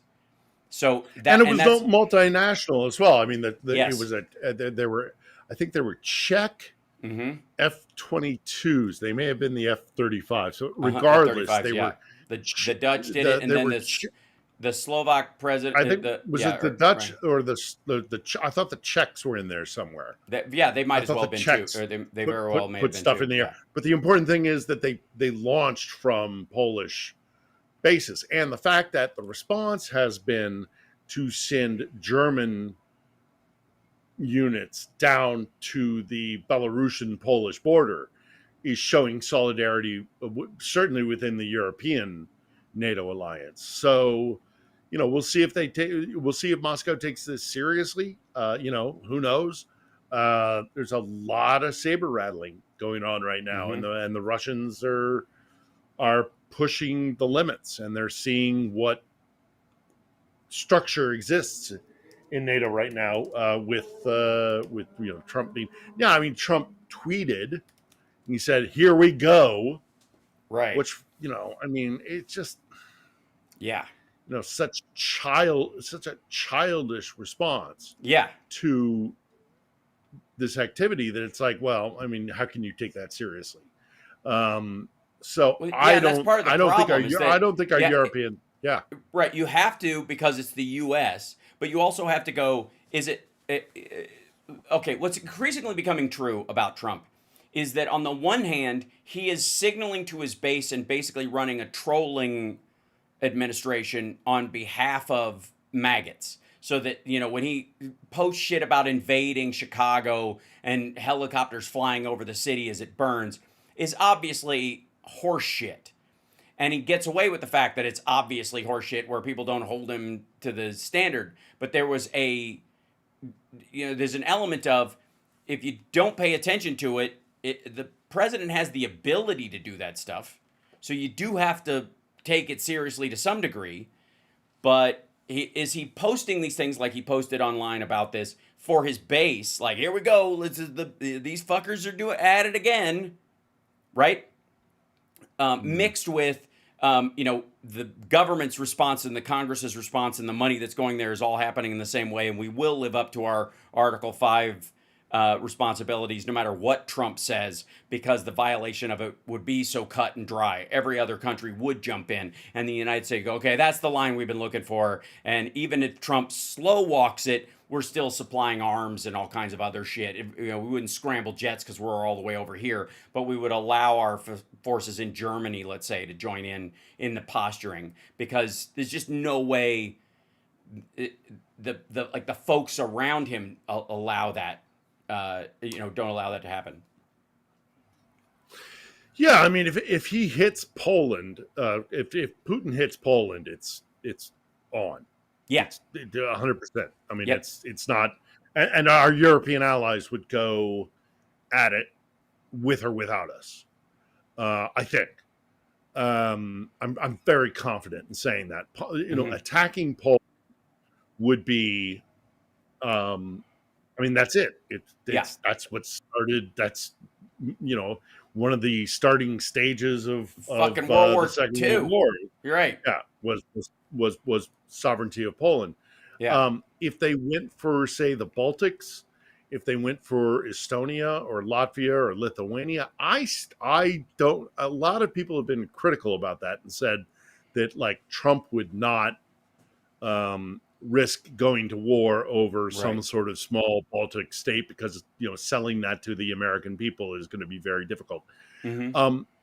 I think, contrary to that concept, which again I am, as an American, but as an expatriated American, I think that's a myopic look at what America would do if the rest of Europe went. If there was an attack on Estonia, Latvia, or Lithuania, Europe would go to war with Russia. Mm-hmm. And then what would we do? We'd just go like, oh, those Europeans, they're crazy. We just have to stay out of it. Well, that's going to be a hard sell, I think, because we went through that in the last century.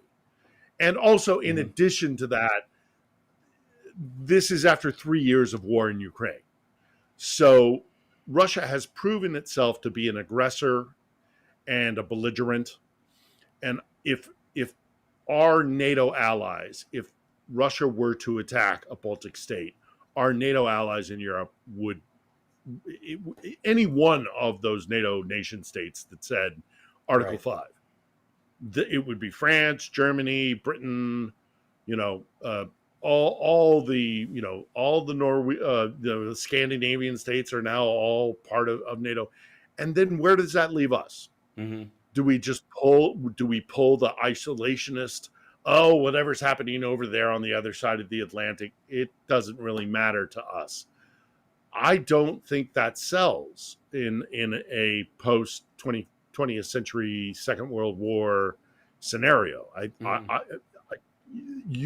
Trump, yes, could ignore Estonia, but if everybody else in NATO responds to an Article 5 request from Estonia, and the entire continent is now suddenly at war with Russia, do we really just sit it out? Do we just go, that's their problem? Well, the other thing too is that what responses does Russia ultimately have? That's why the fear of nuclear outbreak comes not because of the strength of Russia, but because of the weakness of Russia compared to their goals. Because the worry amongst people, you have to look at what people say and what they're actively not saying, or the inverse of what they're telling you, to make sure that it checks against reality. And one of the reasons when people are like, Russia is so strong and this could turn into nuclear war. Well, if they're that strong, they never would have to. The United States can engage in multiple wars in multiple countries without ever having to even threaten nuclear strikes. I mean, you think of like Iraq, Afghanistan, the South China Seas, like Vietnam, all these kind of areas where we were like running multiple situations. Right. Truman pulled McCarthy out of Korea because he wanted to use a nuke. Right. Yes. So if you have that strength, you don't need to do it. And when they're saying that Russia's going to nuke everybody, it's because they're admitting that Russia does not have the conventional capacity to engage in war on the level that their what is it? Their mouth wrote checks their ass can't cash, as we say in the South. Right. That's what happened with Russia, and that's where they are right now. Yeah, and the only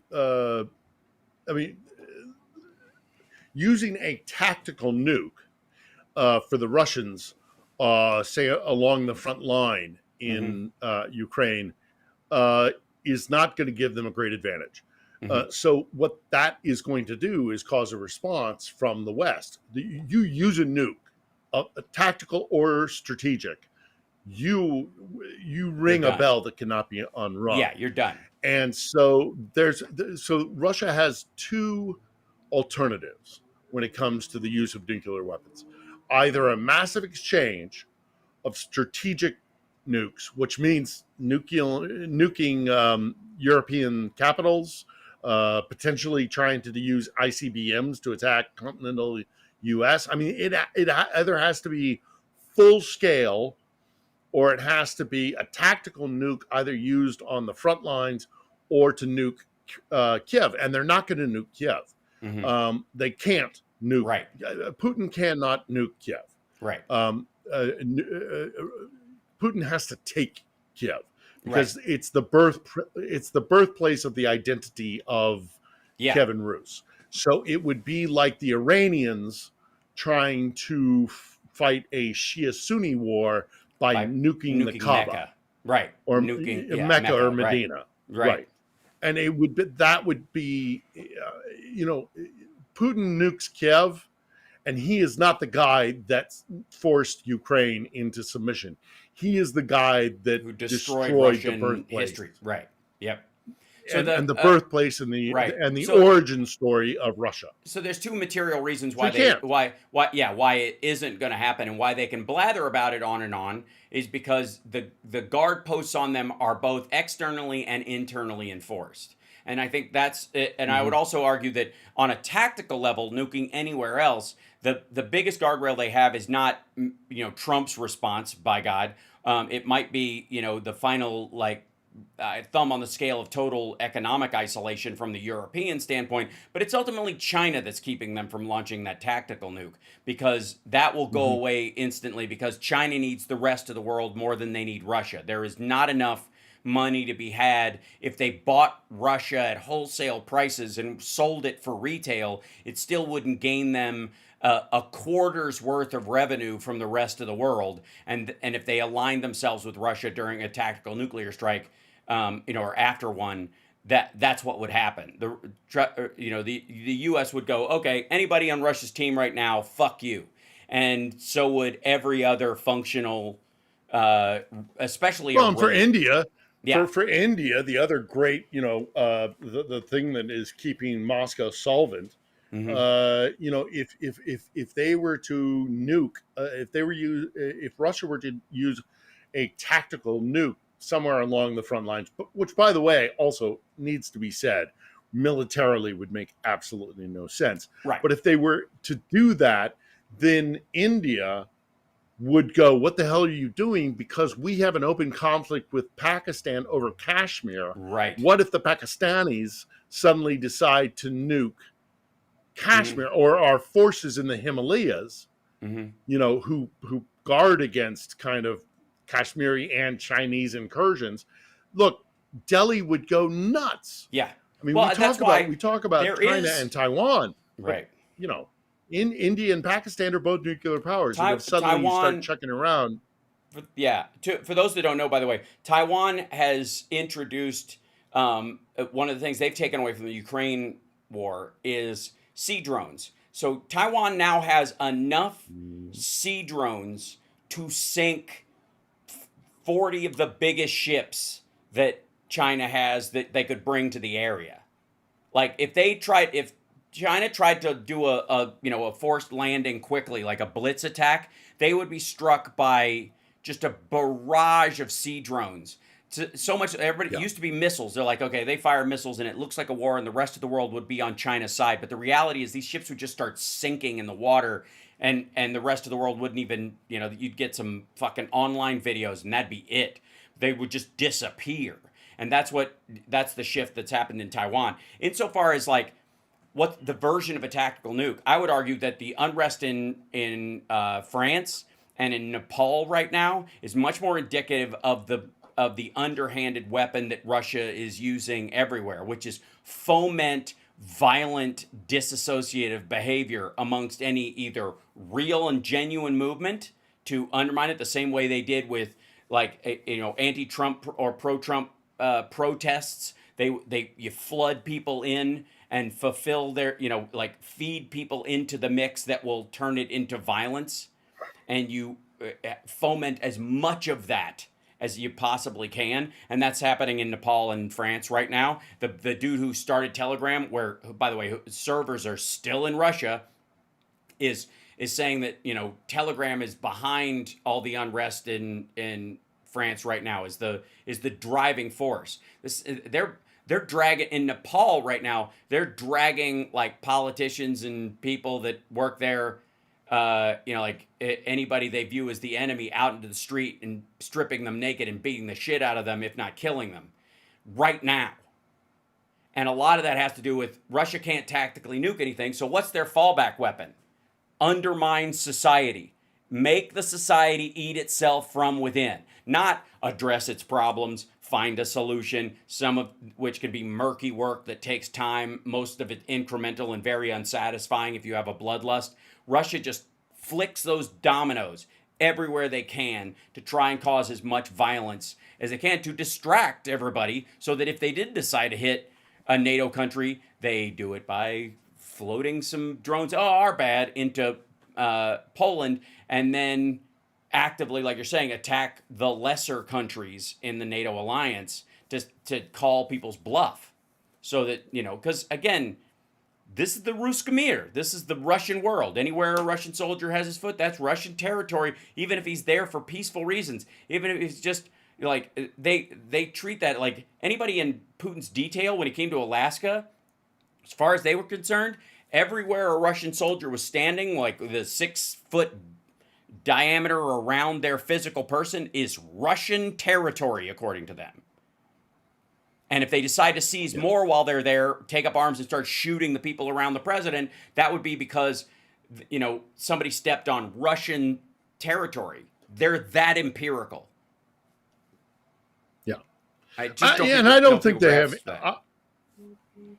I don't think they have any actual intention of, at least not in the immediate term, and certainly, you know, because they're going to have to recover after this disastrous war with Ukraine. But I don't think they really do actually have any intention of rolling tanks into France or Germany or anything like that. What they want is to intimidate the rest of Europe, to stand on the precipice of Europe and say, and also at the same time, use their hybrid warfare techniques to undermine societies with politics and with markets and with corruption. I mean, you walk down the streets of Knightsbridge in London.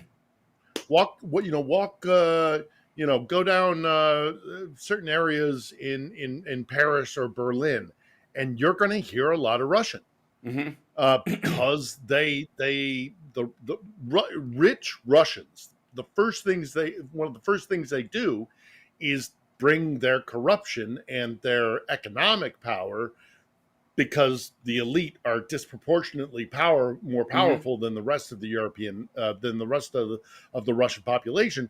So they can buy apartments in the swankiest parts of, you know, the south of France, or in, Lake Como in Italy. And by doing so, they can exert corruption and financial influence that can influence politics, with the backup of, hey, we just won the war with Ukraine. Right. We're right on your borders. We can, they don't have to actually roll the tanks.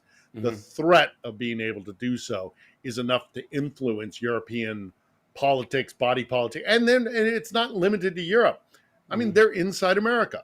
Right. They are all up and down our body politic. They're in actual, political parties.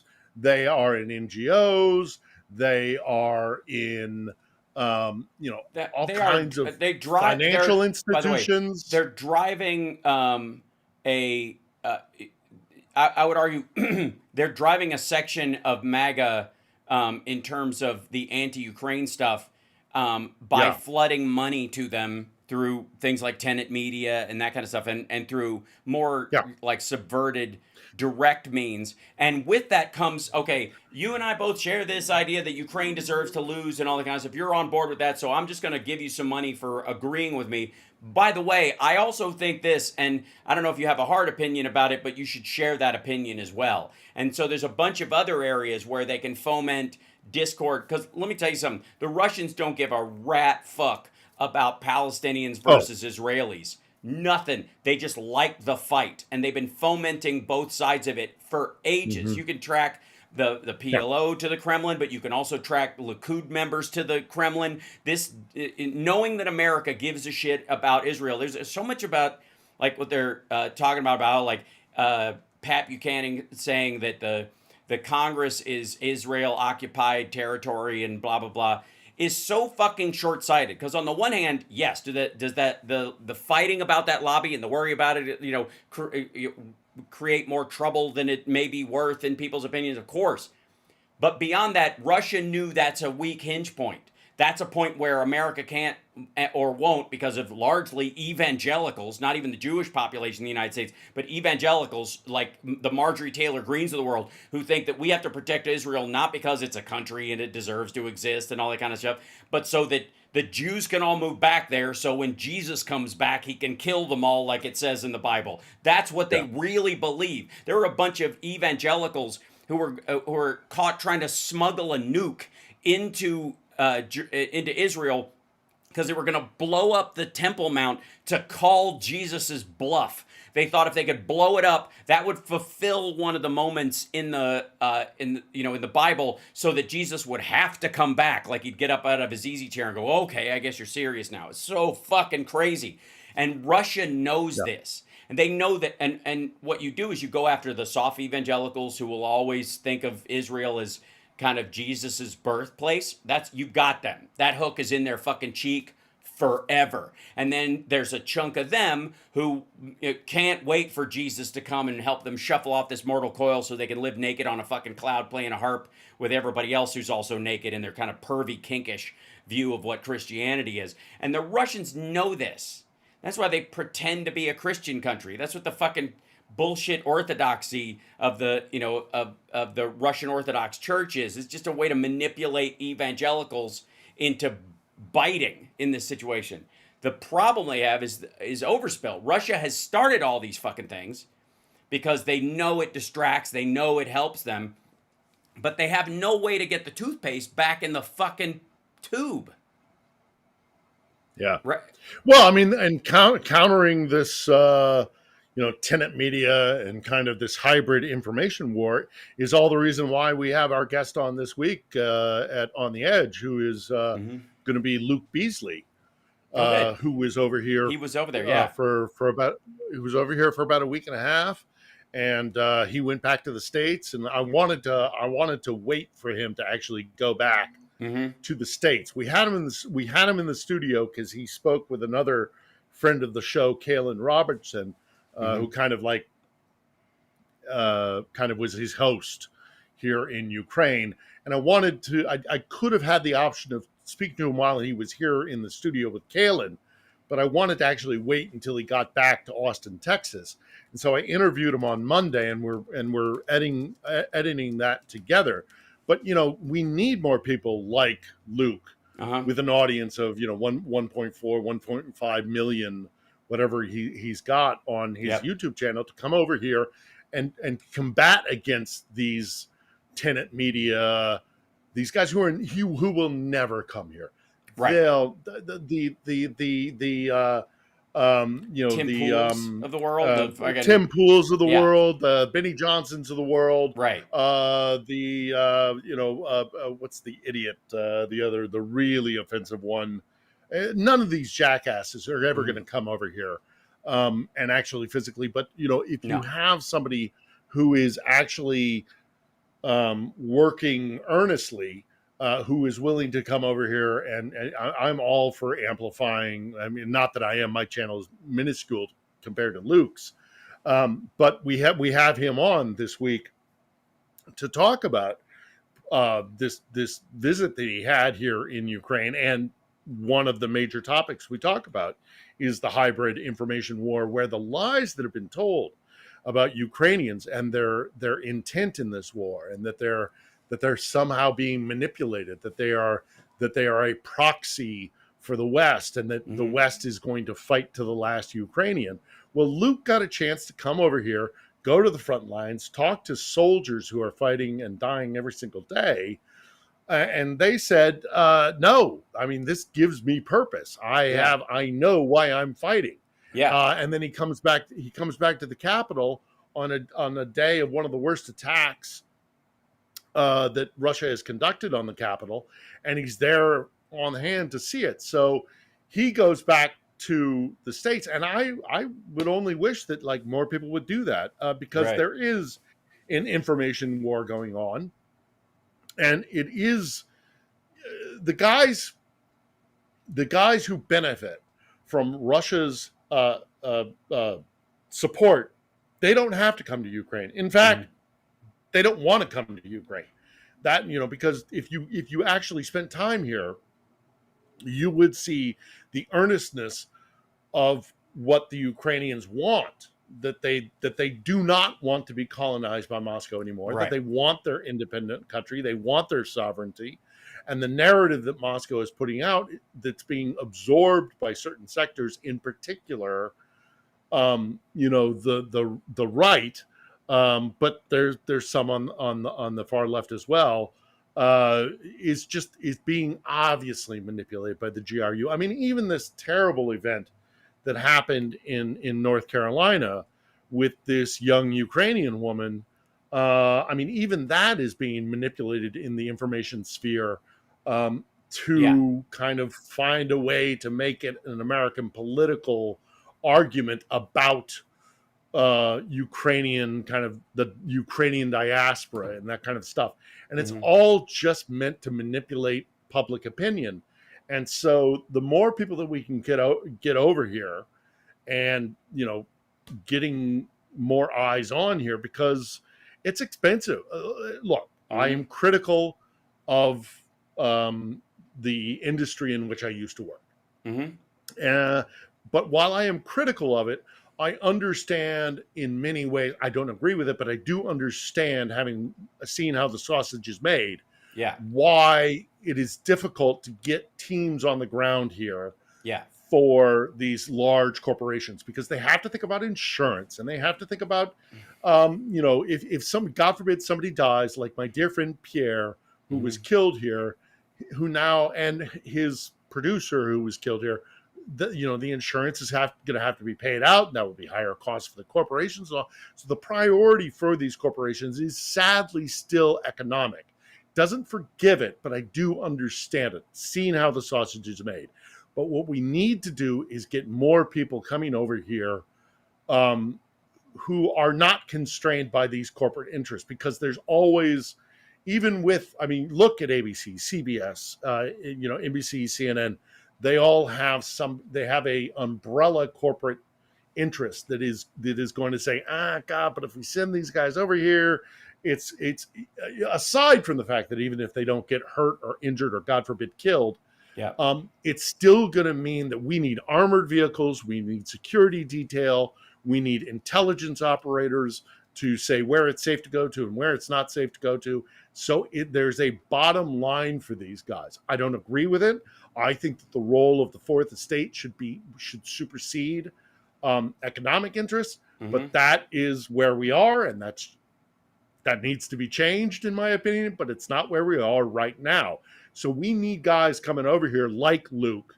And so hopefully this Sunday's edition of the show will, get more eyes on Ukraine, because Luke has that profile. And I know that both Luke and Kalen, and there are several others over here, filmmakers, documentarians, of course, my dear friend Zarina, who is down in Kherson documenting the human safari, but it lies to the individuals. And if it's going to lie to the individuals who are trying to look and make a living for themselves, to make this legitimate for them, that they're going to have large audiences. And so let's get more eyes on.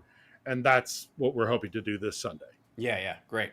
In looking for like, I do think okay. One of the things that was brought up, by the way, in the chat and stuff, and I was going to mention it to it, and I appreciate Andre and them bringing up an article with it, but that NATO allies have held Article. They've invoked Article 4, which is not like DEFCON 4 where 3 is worse and 2 is worse or whatever, but it's the other direction. And Article 4 is before Article 5 usually happens. If there's a question about it, Article 4 is let's all get together and sit down about this. And it's an active choice, and the invocation of it is, has legal ramifications, has responsibilities by all the parties, including the United States. Who I guarantee were consulted in this circumstance as well, and more than likely, Dan Kane and those guys were speaking in response to this, and all of our regular posturing happened no matter what Trump is telling people. At this point, the Epstein stuff is getting so bad, I have a feeling like he might go along with more of this than he normally would, just to draw attention away from the fact that he drew that titty picture for Epstein's birthday book, and he's calling it a dead issue now, which is not particularly the best choice of words when everybody thinks you had the dude murdered. Anyways, the NATO allies have invoked Article 4, and they have been meeting specifically about this. Mm-hmm. Yeah, I mean, NATO is here's one of the most frustrating things about, when it comes to the Trump administration and its outlook on the on NATO as itself. It is this massive. I mean, for God's sakes, Trump used to talk about NATO in terms of like it being a protection racket. Yeah. Which just totally exposed his ignorance about that alliance actually is. Okay. So I have my theory about his root of a lot of these things. Like, we now know, for example, that Trump thinks that asylum seekers coming to the United States were in mental asylums. Like, he doesn't understand the dual use of the word asylum because he's fucking dumb. We also now know that he thinks transhumanism is transgender for everybody. Never mind the fact that Peter Thiel, who's got his hand so far up J.D. Vance's ass that isn't J.D. Vance's hair, that's Thiel's knuckles, is all in on transhumanism, so much so that he's been quoted saying the human race, and when he was asked if the human race should survive, he, let's just say, hedged. It took him a while to get to maybe.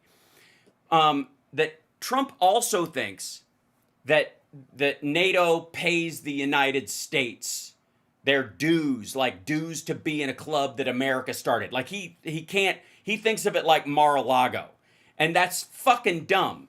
However, there may have been impetus in the people around him who wanted NATO to survive to allow him to continue thinking that, so that he thinks that if they invest more in NATO, that money's coming to the United States, so he won't pull out of NATO because he thinks that money is coming here. Now, part of it is coming here because they're buying U.S. arms, but they're buying arms from a lot of different places. And so that has cemented, in spite of Trump wanting in his first term to shut NATO down, to like thinking it's obsolete, following Putin's line, not wanting to be a part of it, to now he's all in on the existence of NATO because he thinks it's this unique club that everybody pays us dues to be in. For real. So I think people around him know his manipulation points, and that they use that maybe so misconception and I would to hope so. keep us in NATO. I would hope so. And I would also hope that like that the same kind of people were like saying, hey boss, we can make a lot of money if the Europeans buy our stuff. That whole thing has been floated a lot, but I wanted to get back to the point of Article 4 and his misunderstanding of what NATO is. And actually, I think this goes beyond NATO, and I think it goes beyond Article 4, and I think it goes beyond Yeah, he All thinks is the America is the mob boss on the corner that says it'd be a shame if somebody set Well- fire to your pizza shop. Well, right. But also it reveals a lack of understanding of how international diplomacy works. Okay. You don't just go into a conference room with other nation states and say, do this. We want you, this is our policy, do this. You might do that in front of the cameras. But when you're in a relationship with other nation states, and when you're talking at a level of which we're talking with international relations, you don't do it. Isn't a matter of like, I walk into a room, I tell you what to do, this is my position, and then we wrangle. There are strata and laws and regulations and policies and agreements that have existed for decades, that have been pre-signed, re-signed, reformed, signed again, negotiated again. And these guys, people who work in statecraft, this isn't a corporate takeover. This isn't some sort of thing where you sit down in a boardroom and say, this is our position, this is your position, let's find some common ground, or I'm going to bully you into whatever. That's not how it works. Right. This is statecraft. Yeah. Statecraft is not corporate negotiations. Statecraft is based on rules and agreements and things that have existed for decades, many decades, sometimes centuries. I mean, you go back to the Treaty of the Treaty of Westphalia, I think it is. Mhm. Yes, the Treaty of Westphalia. Yep. I mean, that's the 16th century, for God's sakes. And there's still regulations that exist between nations that go back to those negotiated peace agreements, and it's not the same. And he doesn't understand that, and he has decimated the State Department. So we don't have experts who can walk into a room with the minister of France, the foreign minister of France, and the Secretary of State, and the undersecretary of whatever, all these different strata of protocol and rules and things that have existed for a very long time, and work through that framework. He walks into a thing going, I got my lawyer, I got my well-paid lawyers on my team. We're going to renegotiate a deal where I'm going to get better percentage benefits from the mine that we mutually, signed an agreement with, 2 decades ago. That's not how statecraft works. And he's too obtuse, and he has decimated those within our body politic. I argue at the benefit of the Kremlin and at the behest of the Kremlin, to be unable to actually sit down with these people and go, we signed an agreement in 1962 in which you said you would do this if X happened, and X has happened, and you are not. And I'm not referring just to the Budapest Agreement. I'm talking about decades and years of statecraft. And he's too fucking stupid. And he has decimated our diplomatic corps. Even within the Pentagon, guys, there are military guys who get this 100%. I know tons and tons of them. Guys, guys who are like lieutenant colonels and above. These guys know how to sit down in rooms with other military leaders and go, we signed an agreement. You would give us your 7th Corps if we needed to shore up our flank along the southeast position with Europe and our the forces that we have deployed in Greece. If we move our Greek positions, you promise that you would move stuff down from, Dresden, to take up position in Romania. These guys know what all of this means. Trump and his administration and the damage that he has done to our experts who used to be really good at talking to their opposite numbers about this. He has absolutely decimated them. And he's decimated them for a purposeful reason. I think it's because of the Kremlin, but I also think it's because of just rank incompetency and a serious lack of understanding of how the world works. Mm-hmm. And so we're going to be paying for this for decades, long after he's out of office. And it's really, really bad. And that's in so many ways why we are where we are, and why Putin thinks he can send drones into Poland and ultimately get away with it. And I've seen the critics. I know that there are those who are out there saying that Europe and the European NATO powers will yet again be like, oh my God, we don't want nukes. And without the Americans, we can't dare do anything.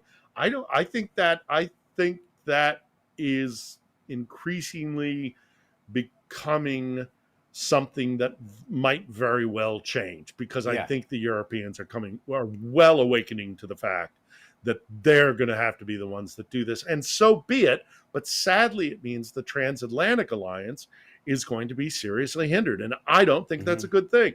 I think we are better when we are together. Western liberal democracies should stand together against which is why Russia doesn't want it, which is why Trump doesn't, again, Trump is following direct orders from, because that beyond even, being a rock solid opinion from you, that is an obvious reality.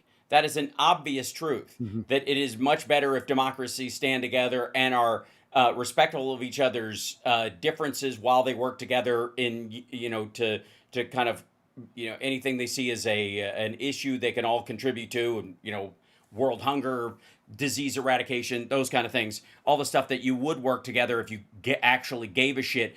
But Putin and I would argue others around him, Xi Jinping, the Ayatollahs in Iran, certainly Kim Jong-un, if he fucking matters in this conversation, are against that. And so they have active groups, both online and in the financial sector, hackers, other groups, just constantly trying to break this shit apart. And Trump is probably the singular most valuable asset that any of these groups have managed to get. Russia got the big win in that they have Trump over here just constantly throwing fucking monkey wrenches in everything decent and good about like Western civilization, while the very people that are protecting him claim that they are, quote, Western chauvinists. It's stunning. Like the cognitive dissonance necessary to buy into the idea of Trump being America first, when all he thinks of America is just his first bargaining chip. America is his first, if I got to tear something down, that'll be the first thing I go to, is our standards, our legal standards, our ethical standards, and the constitutional protections that people express. Again, you can't destroy those things and say you saved America. You didn't. You just turned it into something else. The way, the Soviets and everybody would win is if we start denying our Constitution even when it hurts. That's how they win. They go, well, we just, your system doesn't work. And then we go, yes, it does. And we round people up and kill them. Like, then that's proof that it doesn't work. Yep. That's us using their system. That's why you don't do it. It's the only way you save your system. And you don't have to, it's not even asking that you go down with the ship on it or something like that. He's just doing it out of laziness. Because the system does work. Yeah, and America first is not America alone. Right. We are better with allies, and Russia knows that exactly. So America first is almost synonymous with the Kremlin at the reins, because they're it's divide and conquer. It always has been with them, and so it's disastrous for America. Europe is reforming itself, and maybe that's a good thing, because there were some legitimate criticisms about how Europe was dealing with its own defense, because they thought that they could live off of their fixer with petrochemicals and fossil fuels coming from Russia, and they've woken up to the fact that they need to dry out and go to rehab, and they're doing that. But what that means for the transatlantic alliance, I literally don't know, and I don't think anybody does, frankly. Maybe somebody who's much smarter than me does, but I don't know how we get back to a place where we regain trust with our transatlantic allies, and that plays right into the Kremlin's Yeah. hands. Yeah, we I got to have tell you. one, we have one ace up the sleeve. The one ace up the sleeve we have is that Ukraine is kicking their ass, Yes.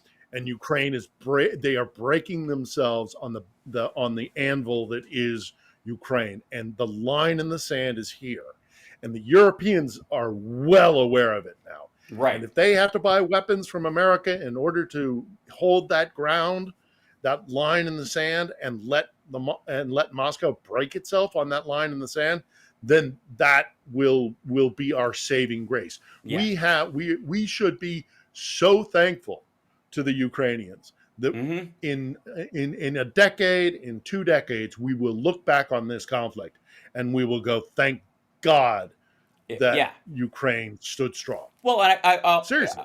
Yeah, I completely agree. I also think, by the way, we would have looked that way at Georgia had they had the strength and the support to fight back when it happened to them, or even Yeah. in our pluralistic society, poor little Muslims in Chechnya who were, bulldozed the same way. It was, in many ways, Ukraine is like third time's the charm in terms of us finally catching up to what the Russian empirical system is about.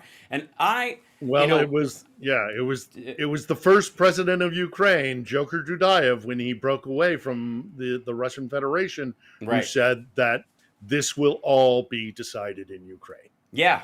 He said And in like 1993. Yeah, exactly. And I this is fucking so frustrating when people talk about like we have to watch out for American imperialism. We have to talk about American imperialism. Okay, first of all, most of the time when people are saying this now, they're talking about American, quote, industrial imperialism, like Starbucks taking over the coffee industry in fucking India or something like that, which is wholly different than what the Wagner Group has been doing to African pregnant women, slitting their babies open and fomenting their bellies open and taking the babies out, fomenting a civil war so they can sneak truckloads of fucking gold out the door. Like, it just isn't on parity, and it's out in the open. U.S. quote, even the people who are like American imperialists, who talk about like we should own the Middle East or some shit like that, are laughed at even amongst the right wing over here. They're seen as like PNAC is now stiff armed by almost everybody, right? Like that's an amazing part of that's actual the United States. Again, Japan still speaks Japanese. You can speak English in Germany, but that's because they chose it. You can also speak fucking French. Like none of the countries in the last 200 years that the U.S. has invaded or been a part of has been forced to subvert their culture, with the exception of maybe letting girls go to school in Afghanistan for a period of time. But when the Russians go someplace, they either steal everything out from under the people that are there or actively seek to rape the populace out of existence. And they don't, and it's not even like they tiptoe around it like, the CIA secretly wants to... They're proud of it. They're proud of it. That's what Ruskimir means. The spacecraft, the fucking space station is called the Mir.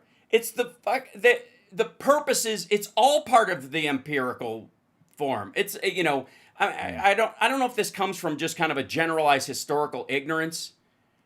But goddamn, like, this is the same group that thinks Spanish is the indigenous language of Mexico and South America. Like, you want to talk about an empire? You think French is the natural language of half of Africa? You want to talk about empire? The fuck out of here. And when it comes to Russia, we're not even talking about shit people did before the phone was invented. We're not talking about shit where you didn't know where your people were going to have to burn the land you were on and move to the next patch forever in human existence. We're talking about now. And the Russians are like, starting today, we're going to own the earth. and we're not, and everywhere is Ruskamir. Like, that's the purpose. And they talk about it on that fucking Solovyev and Simonyan on their fucking TV show, and him on his dipshitty Russian Hannity show are active. They're state media, so they talk to the Kremlin and they get their messages. As much as Republicans bitch it, MS Now, and as much as Republicans or as Democrats bitch about Fox News being state media, they actually are state media, and they're like, yeah, let's nuke Berlin, and it's basically our land anyways. Like, it's just fucking, it's like they're barking Mein Kampf in Russian. We talk about it on this week's show. Luke was out on the east. Luke was out on the Eastern front lines. He spoke to a soldier who was out there, who said to him, "My family's home is about 30 miles east of here. I am fighting to get back, so I can see my mother and my father." That's not abstract. No, that's empire. That's right, and that's real. And there, that's imperialism. Like, for fuck's sake, if Hannity went on TV every fucking night during like Iraq and Afghanistan, he was definitely more jingoistic than almost anybody about this. Him and Tucker and all those fuckers. But if any of them said, we're going to make Iraq the 51st state. Right. If they said that with all their bullshit, if they'd have said, we need American flags, that needs to be our land or whatever, everybody in the United States, every Fox viewer would go, whoa, hang on there, spinach chin. Shut the fuck up. They would have treated it the same way with Trump saying Canada is going to be the 51st state. Like, eat shit. No way. The whole American. So the idea that America wants empire, the population absolutely fucking does not. No. Meanwhile, the Russian fucking Hannity is on every night going, everywhere we step is ours. And you live in Russia, you just don't know it yet. And on top of that, they are a proud anti-gay, anti-women. They just legalized domestic violence in the courts. Legalized domestic violence. Like white, allegedly Christian ethno-state. They're everything. I think of the worst of MAGA being. They're the worst of MAGA. As a fuck probably with what nukes. Attracts MAGA to them. It's exactly what it does. No, like if I've said it one time, I'll say it a million times. Americans hate empire, especially when they get involved in it. Right. Russians, in contrast, Russians frickin' love it and actually find it central to their identity. Yes. So it is part of their national identity.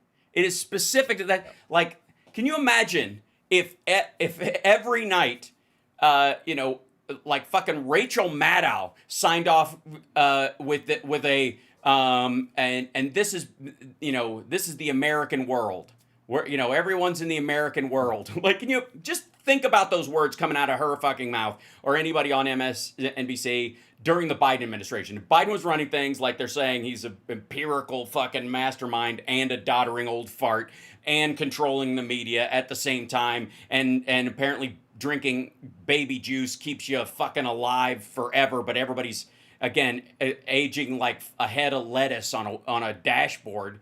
And imagine if they said that. If fucking, I don't know, Jesse fucking Waters couldn't get away with it on Fox News. The people on Newsmax couldn't bring themselves to say it. Imagine that. This is the American world. Everybody deals with it like and every place we invade is America. What the fuck are you talking about? And then put violence behind it. Imagine if they said that, and then the guy they supported is invading fucking like Trump in Venezuela.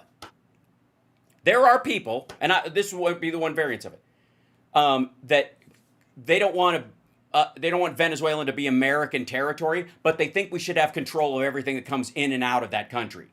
Using the narco protectorate, like we had in the Philippines. Yes, right. And they want it fucking embargoed and all this stuff. And I think most of the folks in my chat, with the exception of the occasional maggot troll, would say, fuck that noise. That's ridiculous. That's not how you make your country better. Yeah, why? Exactly. But Russia doesn't need a why. There's dozens of countries that are in that circumstance with Russia, specifically because of Wagner troops or direct Russian troops in those countries. And the only reason they pulled back, the only reason they've started to lose those areas is because they're losing in Ukraine. Because their mouth wrote checks, their ass couldn't cash. And that, we have a responsibility. If you hate empire, it's you have a responsibility to make sure your country doesn't do that shit. Namely, don't vote in people like Donald Trump who will send fucking warships to Venezuela. But you also have a responsibility to push back against big powers that try to do it to other people.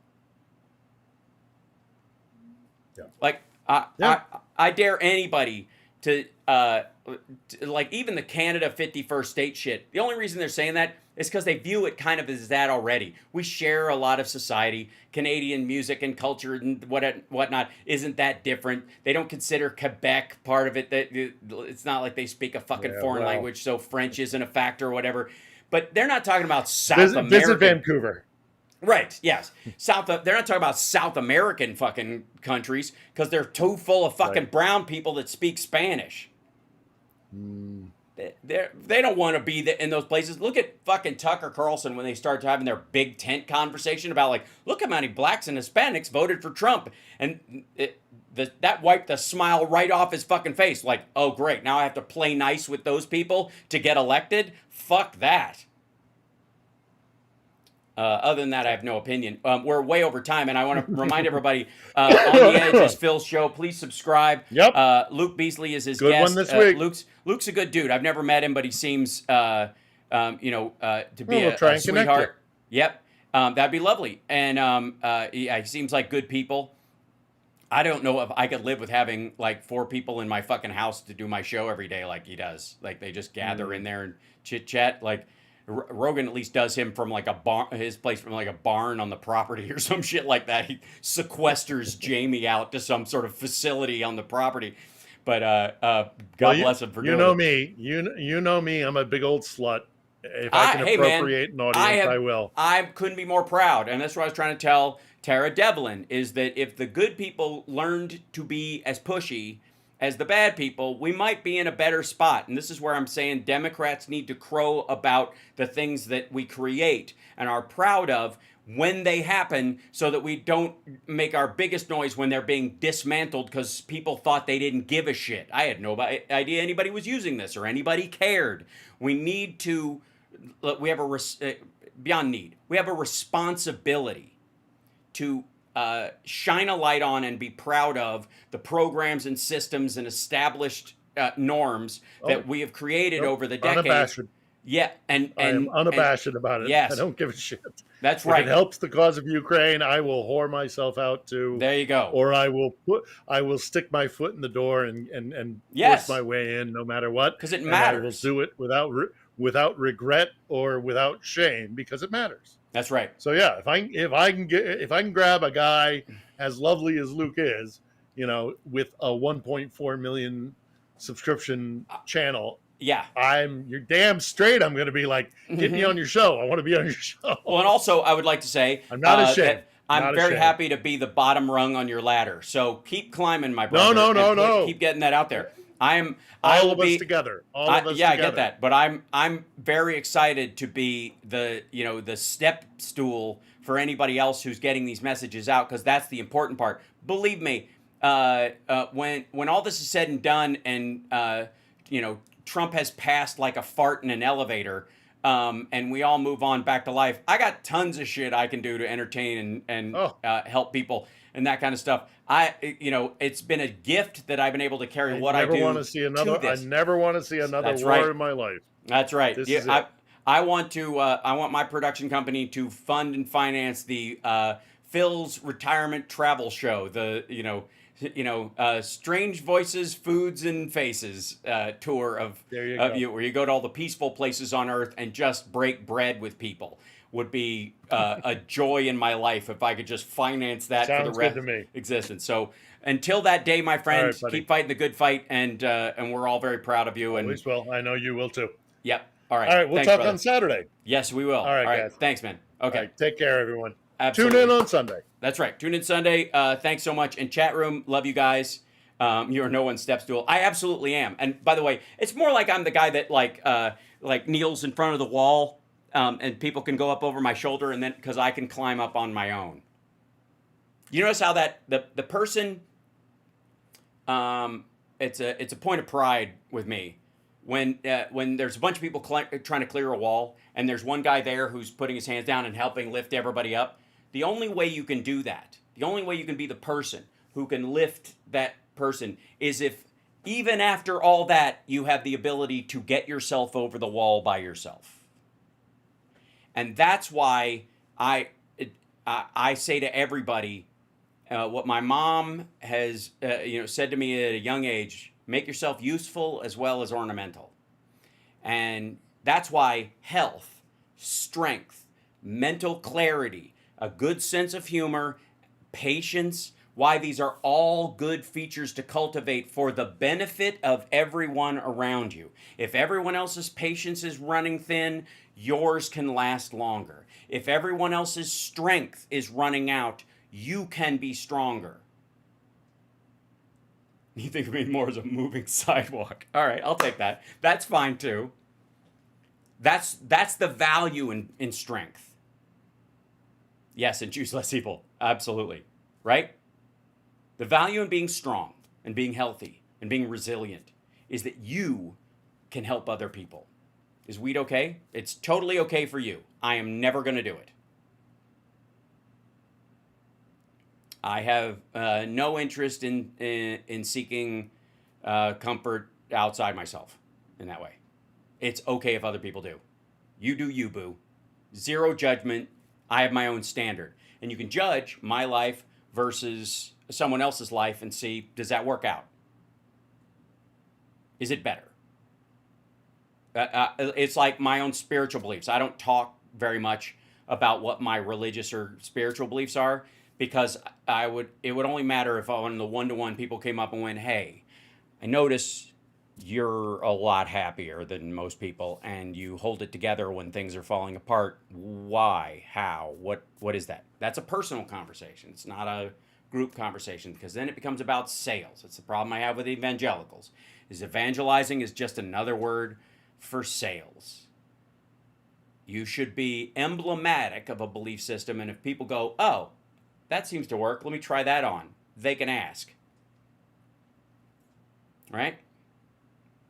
Other than that, I have, mom says beer is good for you. My mom doesn't. I mean, my mom's a nurse, though, so take what you will. Arizona Sunflower, you don't have to call me that. Yeah. So just walk the talk, and it will become self-evident. And I will say this too, that you can go without having the same root as other people's behavior, whether it's their religion, their family upbringing, something that a book they read, is kind of immaterial, because you can recognize the value of the trait they have without the actual anchor that they have. It doesn't have to even be the same. Right? Does that make sense? A Christian who's patient, or a Muslim who's patient, or an atheist who's patient, it's the patience that matters. And after a while, you recognize the driving force is just whatever suits, the story you need to tell yourself, but the behavior never changes. And you can own and hold that behavior, or own and hold your own standard, regardless if anybody else has it. Right?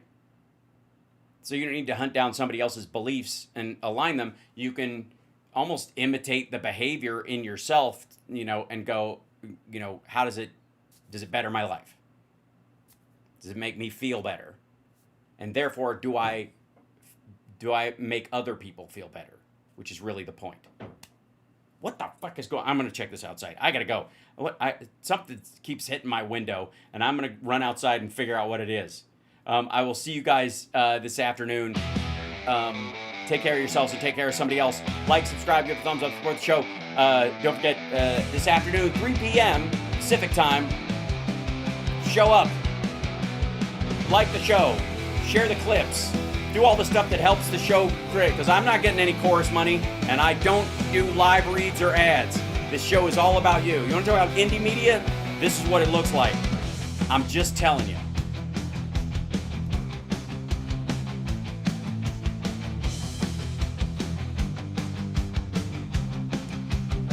All right, I'm running outside to see what the hell that is.